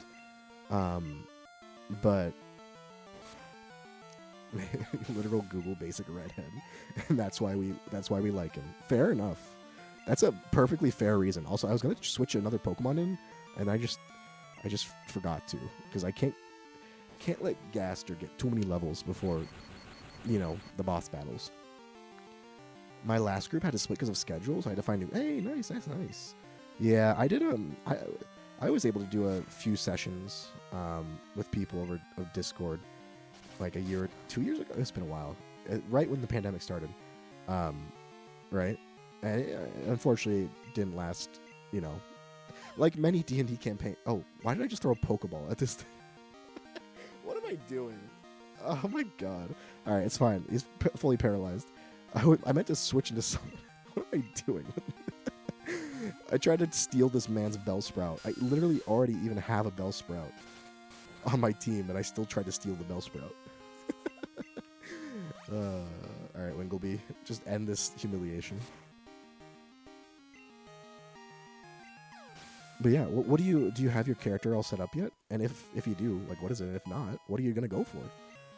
Like, what are the archetypes or classes that everyone tends to do? Even if you haven't played D&D, what you can still say. I feel like a lot of people make D&D characters without actually really ever planning to play D&D, actually having a real plan to play it. They just want to make a character because it's fun, which honestly, agreed.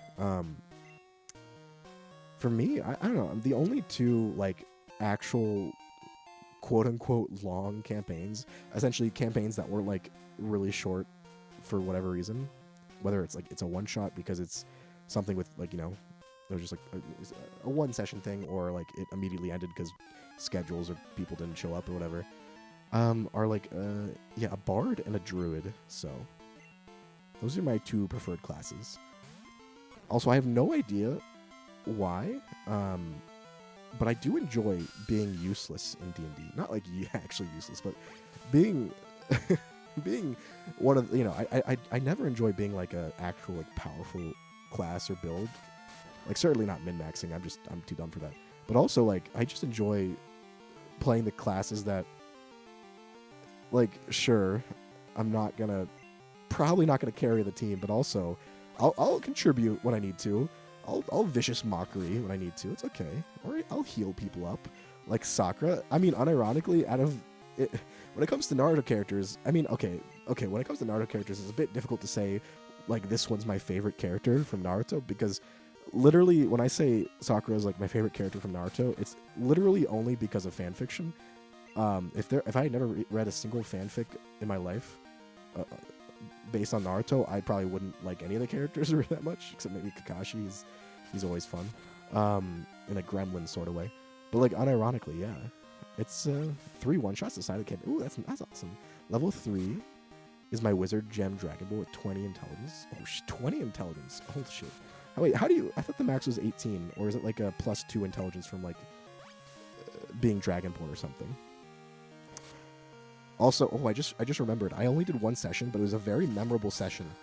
I was playing an illusionist wizard, and the brief backstory was all the characters were going to a new continent, and we all had our own reasons in our backstories that no other people wouldn't really know, and we could tell or not tell or whatever. And some of them were dramatic. Some of them, mine was literally I was unable to pay for my wizard college tuition, and I had to literally flee the country to the frontier to hopefully not that was my because it was actually really fun in the sense that it was an interesting challenge to try to, because obviously illusionist, you're a lot less directly useful than a lot of the other classes, and certainly a lot of the other casting classes, right, or caster classes, but because you don't have as much direct just Death Bolt, or I cast magic missile. I mean, maybe I could have. I don't actually remember how the system worked. It's been a couple years, but it's just like using illusion like themed spells and to try to like contribute to the team and like actually have to think a lot about like what the heck am I gonna do this battle or this interaction. You know, it was a lot of fun. Also, it was great because me and my friend who was playing like kind of a like, you know, a very beefy but like not slow-witted but like slow talking. Like he wasn't, you know, he was not dumb, but he was just very slow talking, so people assumed he was. We like instantly like rapport between the characters was instant and essentially became like a Pinky in the Brain situation, except I was not actually the brain. He was probably smarter than me. I was just a wizard and he was like the muscle. I was like, he's my bodyguard, even though really, you know, we came to an agreement like immediately because it was just a lot of fun, like actually RPing those. Also, hey Vi, hello Vi. I love D&D 2. I haven't played it nearly enough as I wish, but I do love D&D 2. Also, we're out of Leech Lives. I know these battles take a while. I could speed up, but I don't know if anyone actually is too chuffed. I don't know why I use that word. Chuffed that I'm not. I don't think people come Mushrow here for one the- poggle. People don't watch these streams for the gameplay. I'm like 90% sure about that. Also, thank you for the Prime Zeus. Oh my god, wait, Zeus. Thank you for Prime. You got the Great Ball as well. Where did you get a Prime from? I feel like I've. Oh, thank you so much. I feel honored that you gave me your Prime. Thank you. I hope you're doing well, though, Zeus. We are doing another poison run. I think you were present for the one that the first one we did. Sadly, no shiny Spinnerack in this run, but Necromancer subclass because he's an archaeologist. He's like, he goes into ruins to find like, you know, bones of animals long extinct, and then and then immediately starts trying to revive them to minions. Like ancient power, but in D&D. That's actually awesome. I watched streams from Mushy Toes, actually. Yeah, you're making a very smart investment this early on into the Mushy Toe economy. You know? Going to the moon and all that. Literally gonna... my toes are gonna pierce the heavens. Just you wait. But yeah, I hope you're doing well, Aziz. Vi, how much have you played D&D then? I really... I may try to like bother a few people into...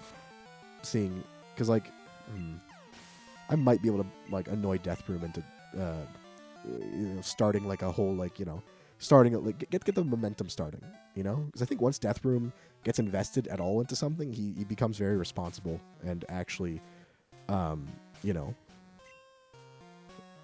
aces it, right? Although, okay, last time I played D&D though, I'm not good at like any of it. I don't think I'm particularly good at like playing D&D or like RPing or all that stuff, which I mean like is not really the point of D&D. Like it's okay not to be good in like that sense.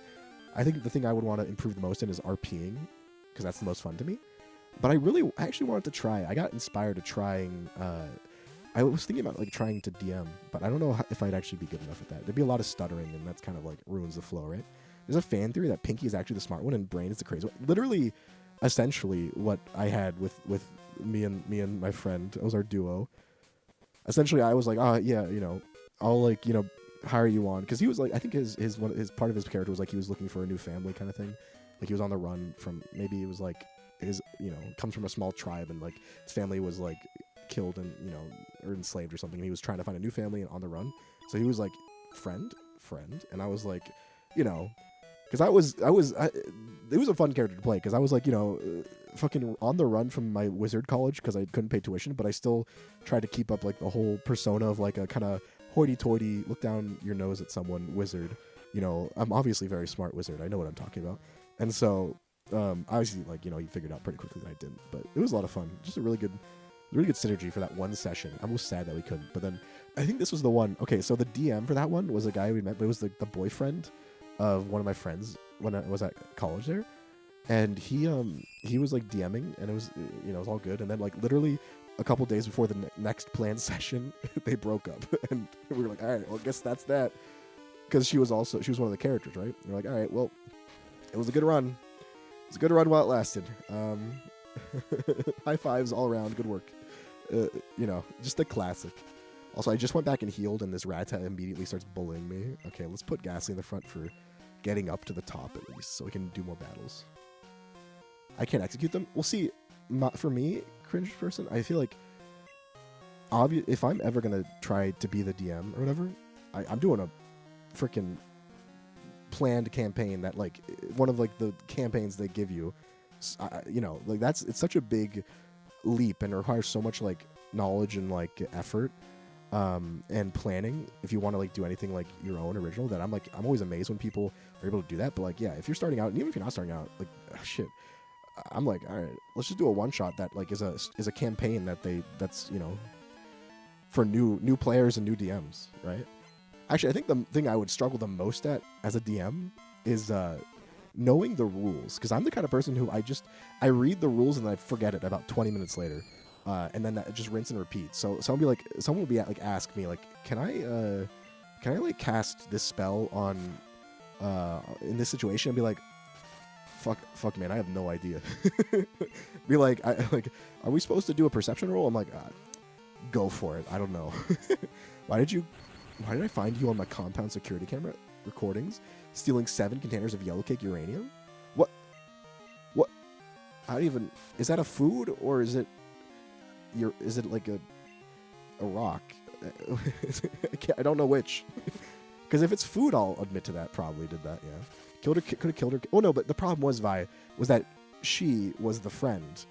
And the boyfriend, she had introduced us like maybe a week or two before, and he was a really cool dude. Like, I actually liked him a lot in the brief time I knew him. But like, she was the friend that I, you know, and I was still friends with her afterwards. So it was just it was really awkward, and I was like, all right, well, maybe we'll try something else. Yeah. So it was just a kind of a unfortunate situation, because I liked both of them well enough, but you know, in that kind of situation, you can't, you know, you side with the friend.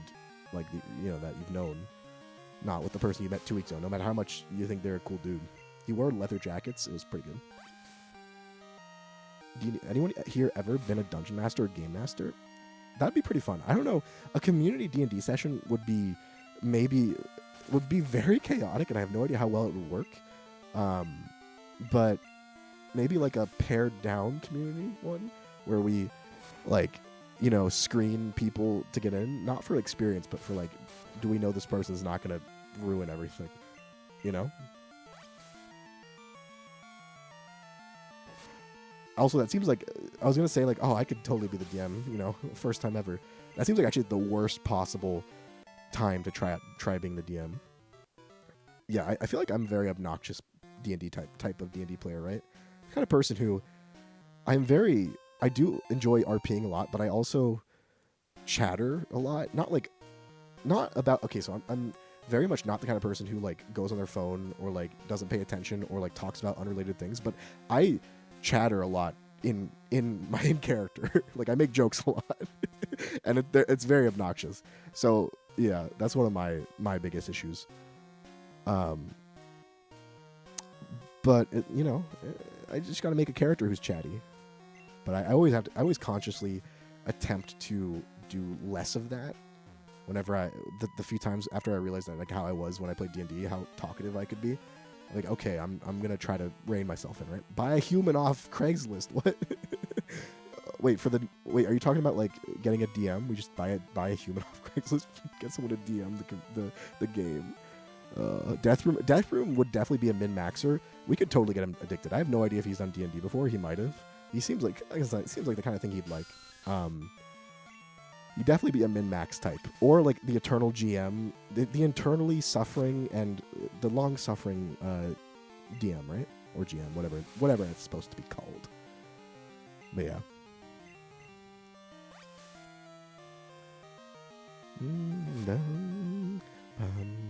I don't know. For me, I know people have plenty of different opinions, and I don't think there's really necessarily a wrong answer when it comes to how many players in a game.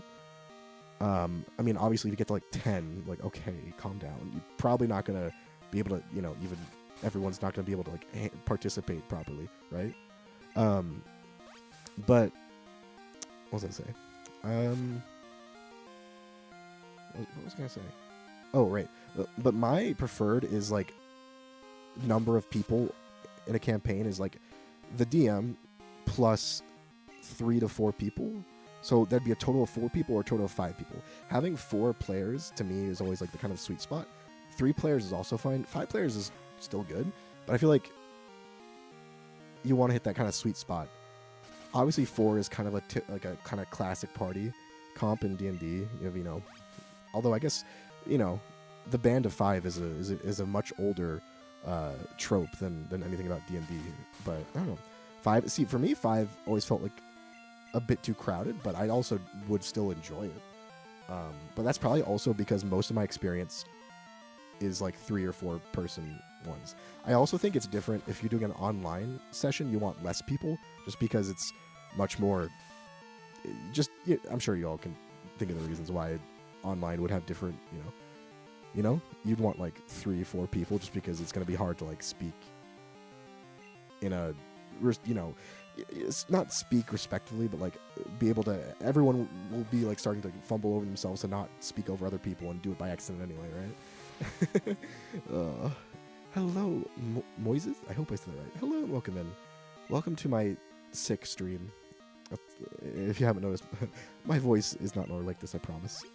But yeah, welcome in. I hope you're having a good Thursday. We're just all rambling about D&D and stuff. So with 6, I mean, I feel like if you go above 5, you need to either have people who are very experienced at like managing that, or have things really planned out. Because if you get to 6, you can occasionally do smaller expeditions, like a 3-person expedition, side quest kind of thing. If people aren't available one week or whatever. But generally, obviously, the rules don't split the party. Yeah. Jodo. Do Brazil? I'm not sure. Are you saying you're from Brazil? Yeah, Jodo. Yeah. We're doing some. I guess it's technically Johto and Kanto. We're doing a crystal poison type run. So yeah, this may be Johto, but I'm trying to think. We only have one Pokemon from Johto so far because of just how poison types are. We have obviously Kanto, Johto, or Kanto, I mean, and then Kanto. And the only other Pokemon we can get, which we might be able to go down. I think I'm gonna go see if it's morning yet in game. It should be. Is Weedle, another Kanto Pokemon, who unfortunately the level cap for the first gym is 9, and so we can only get a Kakuna. But hey, what are you gonna do? Poison types, yes, we've tried a poison type only run before, but it was rough. I mean, I think we got pretty bad luck in the fight we lost. So hopefully we can do better this time. And yes, it's morning already, so let's go get Weedle. It's a pretty low encounter rate, but should be fine. Can I have a full team of 6? Koga's gonna be shook. He's gonna be shook because like at least one of his Pokemon in this game isn't even a poison type. He has a Forretress. It's Steel Bug. Like, what is he doing? He's pulling a Lance. But yeah, cringe person. I don't know. 6 and certainly 7 just seems like too many people to me. Because obviously part of D&D is like the kind of collective storytelling and moments and all that, but at the same time, you also it's also important to have like individual let individual players shine. And to me, with like 6 or 7 people, you start approaching the area where people go long periods of time not really doing anything. And also it makes games a lot longer, right? All right, let's look for that. I think it's either 5 or 10% Weedle in this route. So characters usually start as joke characters and evolve into something serious. That's the best kind of character because you get pulled, you get pulled screaming into good character arcs. It's great. All right, that's Caterpie. Literally the opposite. Characters, sometimes I play happy-go-lucky, sometimes I play smartass, sometimes I play a sense of reason, sometimes just a troll. My only 3... Oh my god, my voice is cracking in my throat like this. My only 3 real characters that I ever got particularly invested in was like one, that illusionist. Only went for 1, but I did enjoy the character. So that's kind of unusual for me. I usually go the other 2 are Bard and Druid. I usually go low intelligence. It's fun for me. Definitely not. It's role playing. I'm definitely not low intelligence in real life. Believe me, please.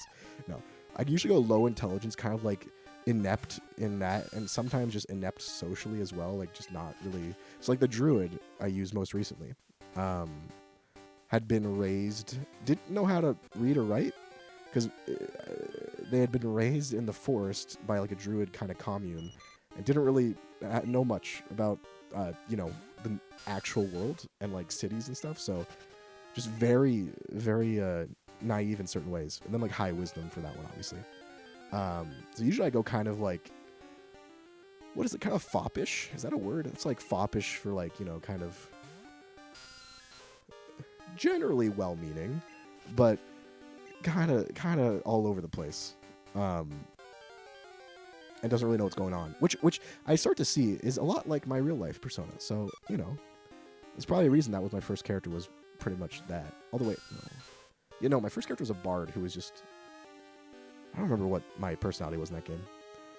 The druid one was fun because I like rolling stats, right? I know some people just say like, some people make it very friendly, your starting stats. I like just straight up rolling it, even if you get a really low stat. I think that's fun because that's like a big flaw. And so I think when I was creating that druid character, I rolled one of the rolls I had was 5, and I was like, all right, I'm making the decision. Where do I put this 5 to make the character more fun for me? All right, I think let's put the 5 in intelligence. I don't have to be. I don't have to be the brains. I don't really know anything at all. Very wisdomous, as Kat would say, but definitely not smart. I guess it is kind of like like the initial Fallout games. I actually don't know how many Fallouts you could do this in, but at least Fallout, the first one, you could make a character that literally was so stupid, like couldn't read or speak or like understand people. It's kind of like that a bit, little dash of that. 20-person party just sounds like torture. I'm just imagining a single DM trying to handle that, because that sounds like it would be a bit like herding cats, and I can't even herd like one cat, let alone 20. So, yeah, exactly, Cyber, exactly. It's fun having one actually terrible stat because it gives, it's more interesting than having like your bad quote unquote stats just be kind of average and generic, because then you're not really bad necessarily. Like, I think you get enough bonuses playing, at least in my experience, that it's like it's okay to have one bad stat. Also, for the longest time, okay, can someone tell me what a dump stat is? Can someone clarify what exactly it is to me? Because for the longest time, I thought it was like a dump stat, as in like it's the shitty stat, like it's where everything, like it's this, it's the dump stat, it's garbage. But then I think apparently it's a dump stat in that you. Oh no, okay, that's what I thought. I thought it was like, okay, that's what I'm getting confused on. That is the actual thing. Dump stat is something you don't need, so it can be bad. But for me, I always thought dump stat was the stat you dumped all your extra points in after your main one. So I thought it was actually going to be a decent stat. I was like, oh yeah, you just dump your leftover, you dump your next best, roll into whatever, into like resilience or whatever the fuck. I don't think that's one of them. Vigor. Intelligence is your dump stat because you've put your best 2 rolls into the 2 most important ones, but then this is the one you dump all your shit into, that once you've finished making those the best. Like so I like, yeah, so I, for the longest time I thought it was a dump stat. You dump your points into it. But no, apparently it's a dump stat as in it belongs in a dumpster. It just really confused me for the longest time. Okay. It was a struggle. First ever character was a tiefling monk with mid stats. I got fucked over with a corn curse. It looks like corn curse. Wait, like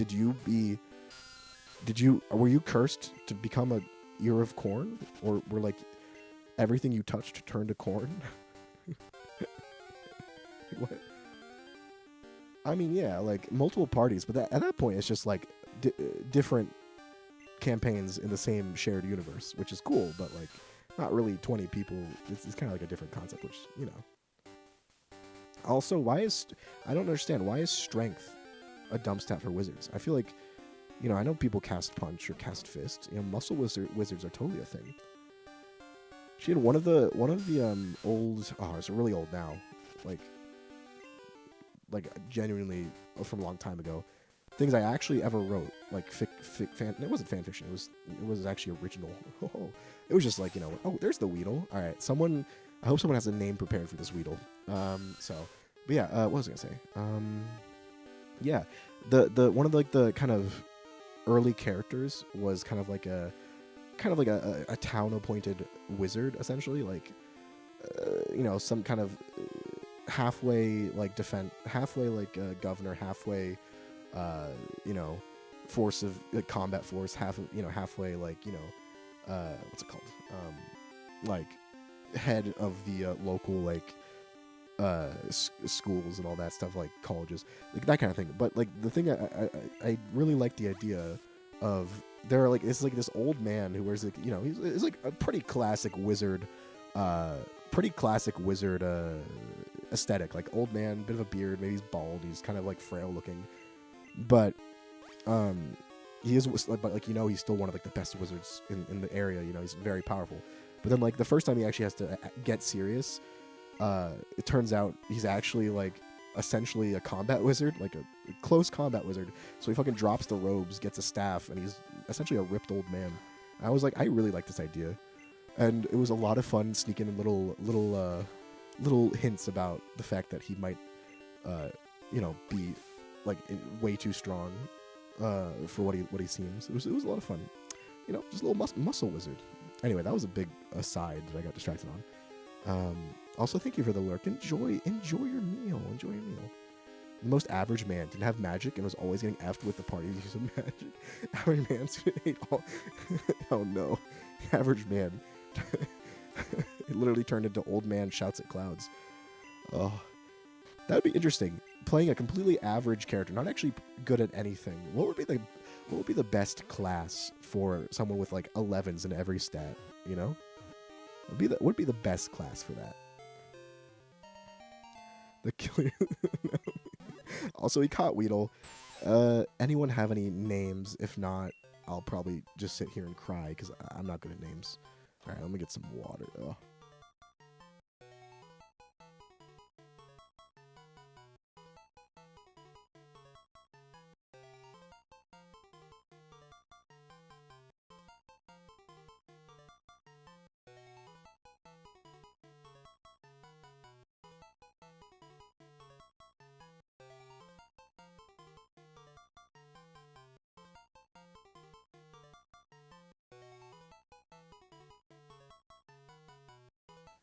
All right, that was, oh my god, my throat. Help.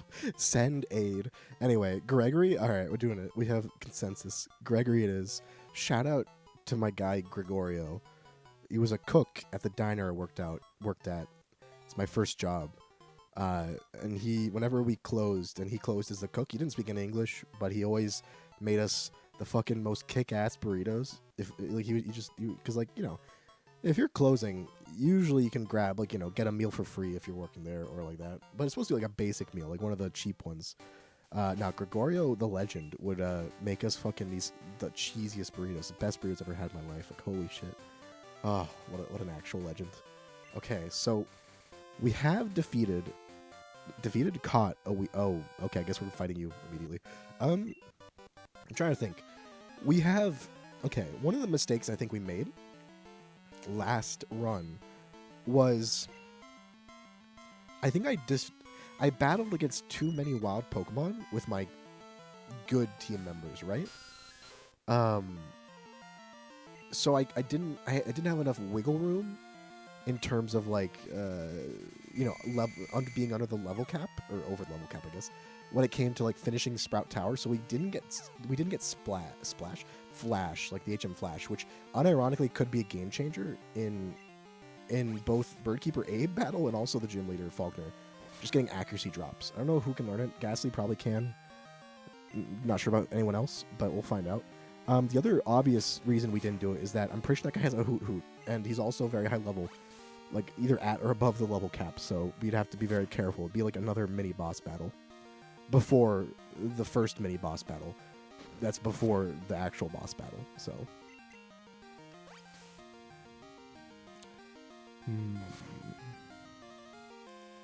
Also, for those of you who are hanging out with me, I want to get some feedback if anyone have opinions on days to stream, because I was thinking of making my streams more around the weekend, so cutting out Tuesday streams and adding Sunday or something, I wonder what people felt about that.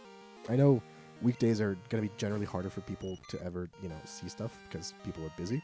But I don't know.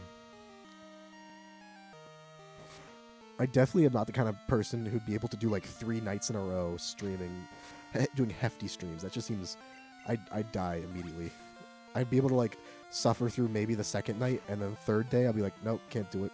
Time just roll over and cease to exist. No more streaming, So that's initially why I did Tuesday, Thursdays, because it was spread out, or Tuesday, what did I say? Tuesday, Thursday, Saturday, because it was like spread out enough to where I'd be able to like rest and relaxation my way, you know what I'm saying.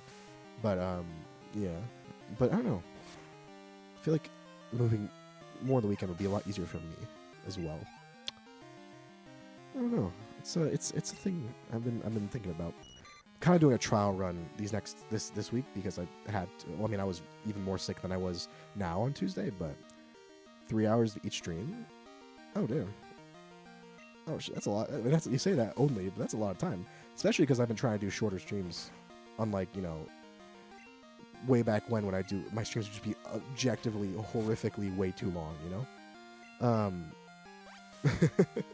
But yeah, it's mostly just like it's like there's multiple reasons. It's easier for me in terms of schedule, I think, if I do like Saturday, Sunday instead of Tuesday, Saturday, and obviously Thursday. But then again, I don't know. I don't really know what people prefer, other than like, yes, Saturday is a good day because it's the weekend.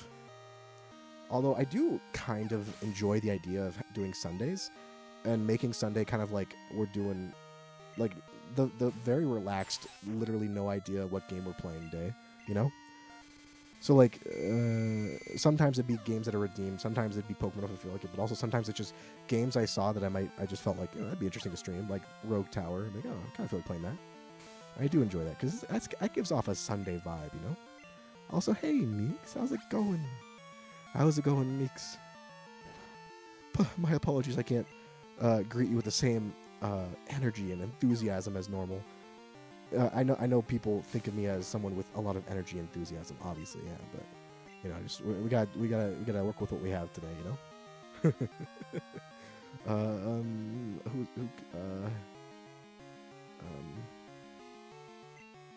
Toxie, sure, making a team effort. But I hope you're having a good Thursday, Meeks. I hope you're having a good one.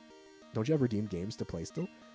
I need to check. So I actually got through some of them. In my mind, no one tell Evie, but in my mind, we did enough Mystery Dungeon. I might come back to it or go to a different Mystery Dungeon eventually, but the game did piss me off a bit at the end there. It was frustrating. And I did do about 10, 12 hours of it, which is about how much of a game that like I'm just playing a redeemed game, That's not much. I did like 12 hours of Breath of the Wild, I think, maybe 15. All that stuff. I know technically I still have Genshin if Lunar ever is like, yeah, we need to do Genshin. That's technically on the table, but I have no idea if that's ever going to occur just because it's been a long time. It's been kind of just sitting there for a long time. And then I think Spooky is going to redeem one, but I think it's going to be a Fire Emblem of some sort, which I might just play anyway. Also, Meeks, I just remembered that I forgot after remembering again, after forgetting. I need to get the new Fire Emblem.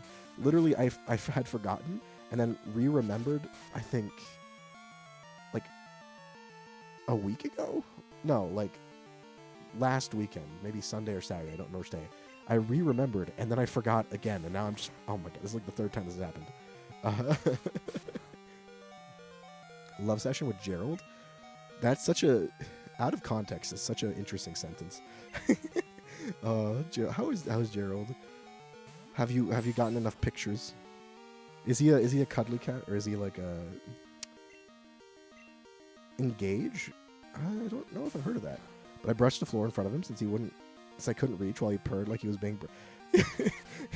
I think your cat may be broken. It's lagging slightly. It's the collision's a bit off, or maybe it's the hitboxes. You were brushing the floor and he was purring. Maybe he just really likes the sound, I guess. That is actually amazing. What is Engage though? Meek should play D&D, definitely.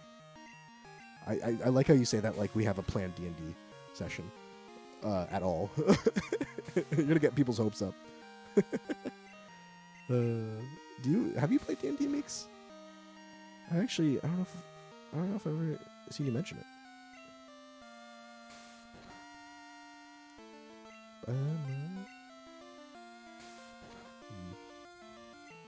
This battle's taking a very long time. I really hope this is the last Pokemon you have, Bugcatcher. I probably should have sped it up, but it's okay. Losing Brush, not being exposed to the world. I mean, does he love being brushed, or does he love the ground next to him being brushed? Like, there is technically a difference. True, Poggies. We've been talking about D&D Mix, and there's been someone threw into the ring like a community D&D thing, or like a D&D session to see people who want to do it. Probably, I mean, I'd say it'd just be a one shot to start with, right? Because you don't want to go too big for our. I almost said too big for our skis. I don't think that's the saying. Get ahead of our skis. Oh my god, my voice. Get out over our skis. I think that's it. Meeks, you live in snow. What's this? Do you know the saying? I've always wanted to. You haven't, but you have always. Oh, okay. That's honestly, it's honestly completely fair. I feel like a lot of people are in a state of never played D&D, but would really want to, but just can't. It is the hardest part of D&D is literally having an actual meeting and playing regularly. That's literally the hardest part. Once you can get that ball rolling, it's pretty much momentum keeps it up at that point. Indoctrinate Meeks to D&D. I don't think I'm knowledgeable enough about D&D to indoctrinate anyone into it, but I will certainly smile and give you thumbs up and support. Is that acceptable? Monka. But no, I think you'd enjoy it, Meeks. Although I say that about I would say that to most people who have never played D&D. Because, I mean, it's D&D is the ultimate, boiled down to its very essence, it's the ultimate kind of representation of things are fun if you do it with your friends. Like, like the D&D itself isn't in itself like, the entertainment to me. Like, some parts of it are fun, some parts of it can be frustrating, or like, you just don't really care. Like, I don't really care that much about like leveling my character and like super efficiently. But like, if you're in a group with people that you enjoy, fucking around with and talking to, and it's probably just gonna be a grand old time. It's the cerebral cat. It's the thought that counts. I see what you did there. Does that even count as a pun? I genuinely don't know.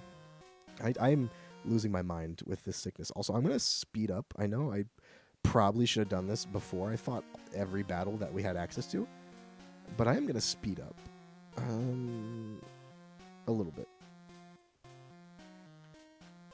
Not enough. Yeah, not enough to like, ruin. Sorry, it goes in and out. It like disappears and reappears. It does that every time you change any of the options. Not enough to like break the music, but enough to make this go a bit quicker. Because I feel like one of the worst parts about this poison type run, and especially in Crystal, is that all of the moves we get to use are absolute hot garbage. You get Leech Life, Poison Sting, Lick. Unironically, our best move is Vine Whip. It's not even a poison move. So, what? I feel like I'm not indoctrinated away. Oh, we got. I don't. Is that how? Is indoctrination consensual? I guess it can be.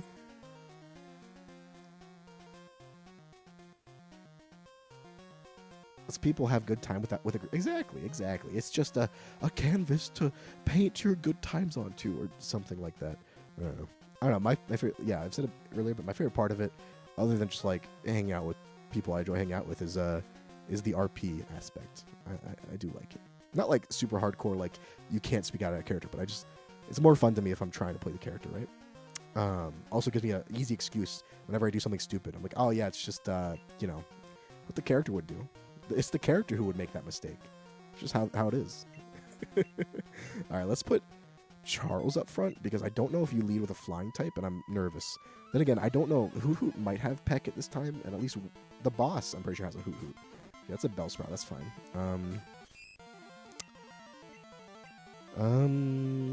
Yeah, we'll just stick to Charles. Fine Whip. Take a bit of damage, but it should be good. These Bellsprouts can't do much to any of my Pokemon. Especially at this point when they haven't even learned, like, Stun Spore or whatever yet, so. Technically, I did try Pathfinder once, but someone made me a character and I got called out for not knowing things. See, that's just obnoxious. Not, like, on them. Like, that's not how you get someone into anything, let alone just D&D. Also, that's bad because level 9 is the level cap. So let's try to poison you. Okay, using Tackle, that means you probably don't have a flying move. But we'll use Poison Sting regardless. Actually, hold up. We're just switching to Ghastly, because if you only have Tackle, we'll just switch into Ghastly and put you to sleep. Like, we can't do any damage either, but you're stuck. We're both stuck here, just staring at each other. We'll go to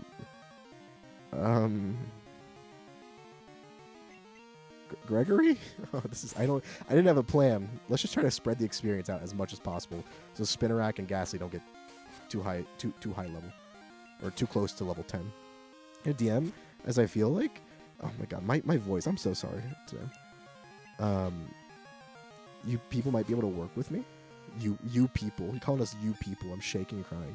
Gregory, the problem about getting Gregory swole is that I don't think it's physically possible for this Weedle.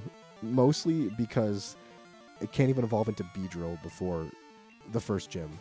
So the swollest we can get is like really thick thighs and thick neck like Kakuna, right? Alright, we beat Sage Troy. Let me check the guy's team in this, because I don't remember last time I played just Crystal this bad. I'm pretty sure he has a Hoot Hoot that knows a flying type move, but I may be wrong.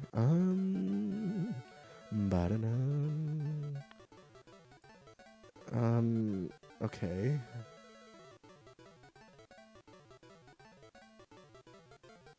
So let's just go to the Sprout Tower Bulbapedia page, and then go to trainers. Wait. Oh, Sage Lee. There, that's his name. Bellsprout, Hoot Hoot with no flying type move. That's good. That means we can beat this person. We just got to be careful about experience. We don't over level any of our Pokemon.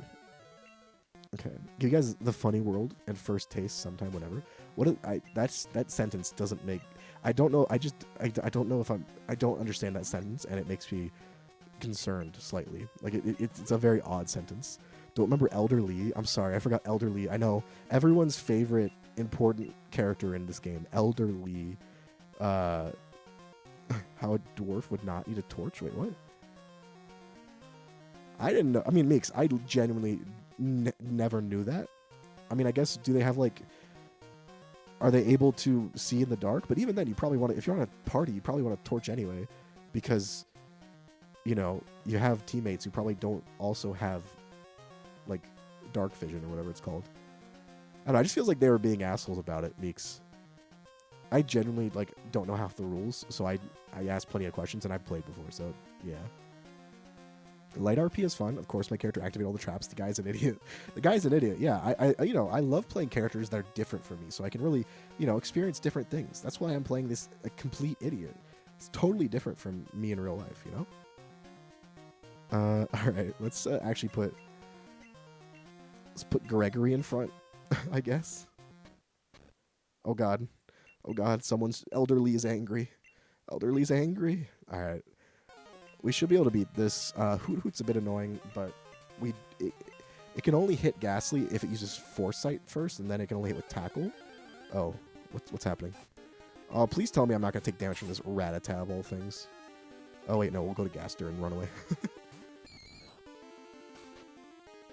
You said, wait, Cringe Person, you said that same thing twice, and I didn't understand it either time. I'm somewhat perturbed. Oh my God, again? Frickin' Rattatas.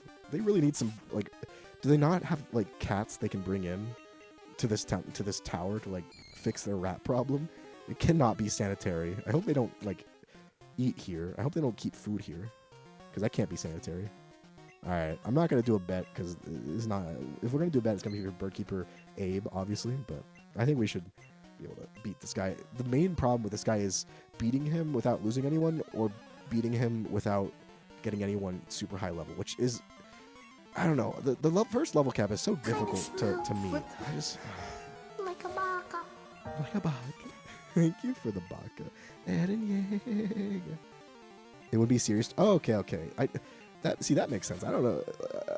You explained that very straightforwardly, but when you said it the first time, it made no sense. I'm sorry to say. Put you in Funny World, and then you get a taste of the experience. Like, put you in Funny World sounds like a threat, like, you know, but like a threat you use on like your 7-year-old kid. Like, I'm gonna put you in Funny World if you don't quit being, you know, so funny or whatever. I have crashed, just in general. This whole week has been me crashing. So I hope you know. So I don't know what. I hope you weren't expecting coherent thoughts from me. Playing with my cousin, she's super into D&D.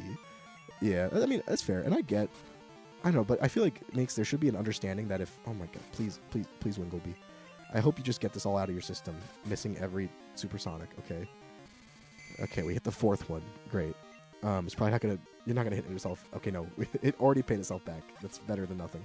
But yeah, I feel like there should always be like an understanding that if you're playing with someone who's new, like they're not gonna, like you should be encouraging them to ask questions, because people who have played for years still don't know all the rules, or even like they usually only know like the most common ones and the stuff that is relevant to like what they play, right? I don't know. I just feel like it's always a bit weird to me when people are like, it's just very gatekeepy, right? Okay, we can survive another one, or a foresight, that works too. I just please, we've used 7 supersonics, we've missed 6 of them. Interesting. Okay, we're 2 for 8. Apparently supersonic has a 25% chance to hit, but that's okay. Okay.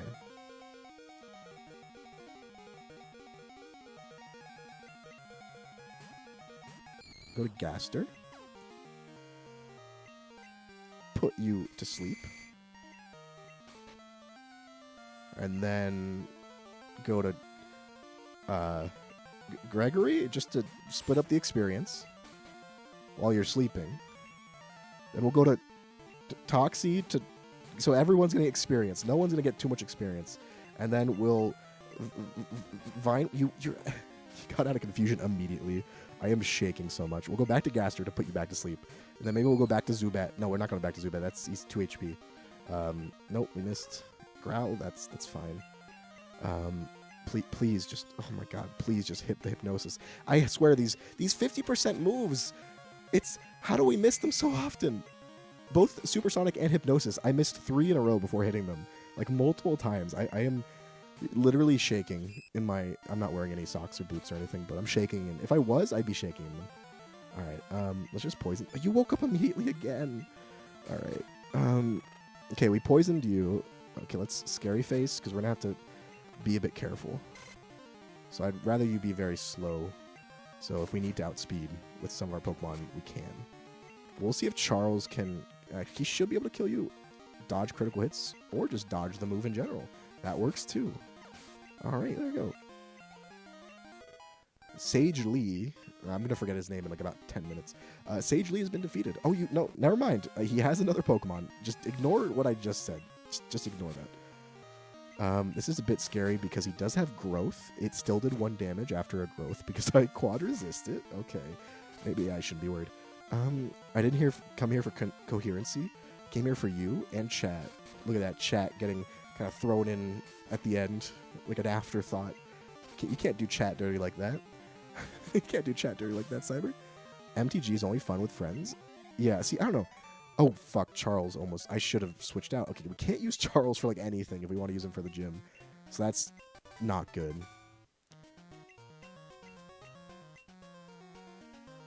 We did get Flash, though. Alright, I'm about done with these freaking wild encounters. I'm just going to use that escape rope we got. Okay.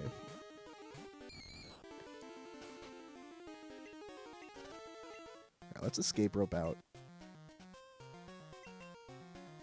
Never come here again for the rest of our life. I think I'd be okay with never going back to Sprout Tower.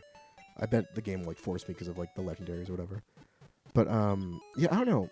Cyber, I MTG, the online version, I sometimes, not recently, but I would sometimes use as like just like something on board, need something with my to do like as I'm doing other stuff on my computer. So I just kind of like grind some games or whatever, not really paying attention. And yeah, it'd be fun with friends. My problem is like last time I actually played it in person was I think a pre-release. I don't remember which one, maybe a year ago. And I got like some really busted cards, and I went undefeated, and it wasn't really fun because I had just got like good synergistic cards that I opened, and I just kind of clapped everyone's cheeks that I played. And I was just like, all right, well,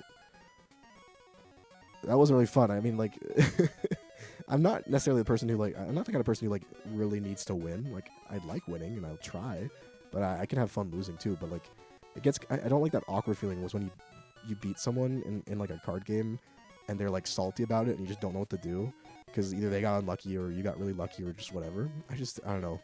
I thought MTG was a lot more fun until I joined the real world where everyone doesn't teach as much. Yeah, that's another thing that you really just need a friend to get you into it.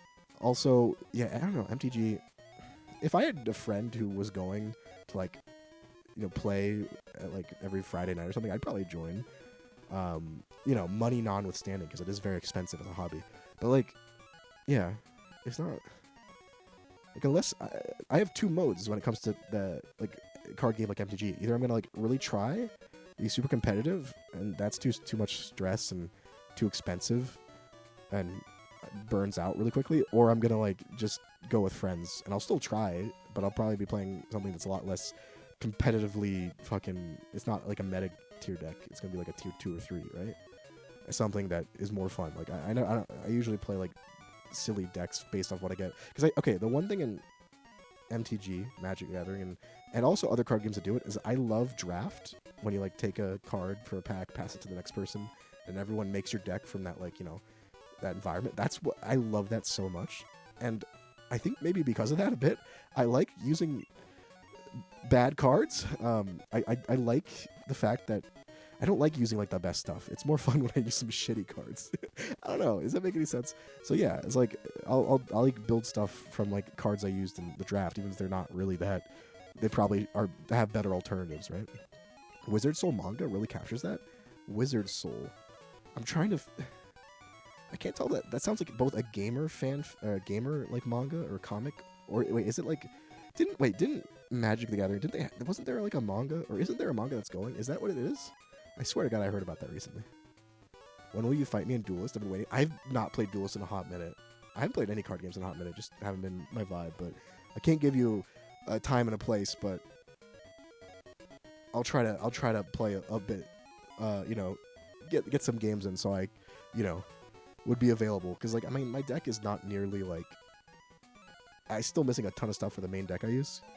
I don't know. I go through cycles of things I like to do. So, like I've been playing way too much Bannerlord recently. Not that which is like single player, chill, whatever. But also, yeah, my throat is starting to hurt a lot. Like, and by that I mean a bit more than how it was before. So I think I'm gonna call the stream there. Find someone to raid. Loki's streaming. Loki's streaming League of Legends. It is a cursed game, but is Loki, so we can go be comfy in Loki stream. I'm probably gonna immediately have to go and get another, Motrin or something. But yeah, I hope everyone had a good night, and we'll have a good rest of their evening. And I appreciate if you stuck around with like the raid message and just say hi to Loki with me. Nightbot is on something, don't worry, it will work. /raid /raid, yes. That is in fact what it is. Oh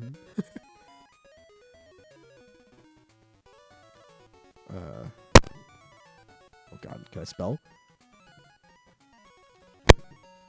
Okay, I can spell, okay. Nice. Alright, well, yeah. Next stream is going to be tomorrow, actually, because we're not streaming Saturday because we're having that community Civ 6 game. on Meeks' Discord. It's gonna be a lot of fun. I've been playing Civ 2 recently, so I've been training. I've been watching a lot of Civ content, Meeks. So better be ready. The mic crackle was it the? Sorry, I really want to use a headset mic if I can find one that's good enough quality, because I just keep on running into my either with my arm or my mouth or just anything. So yeah, I know it's annoying. But yeah, I will see you all next time. Oh wait, it's League of Legends, but it's ARAM. So ARAM's the only fun thing in League of Legends. So there we go. I will see you all tomorrow or whenever in the Discord or around. Bye bye. Kiss kiss.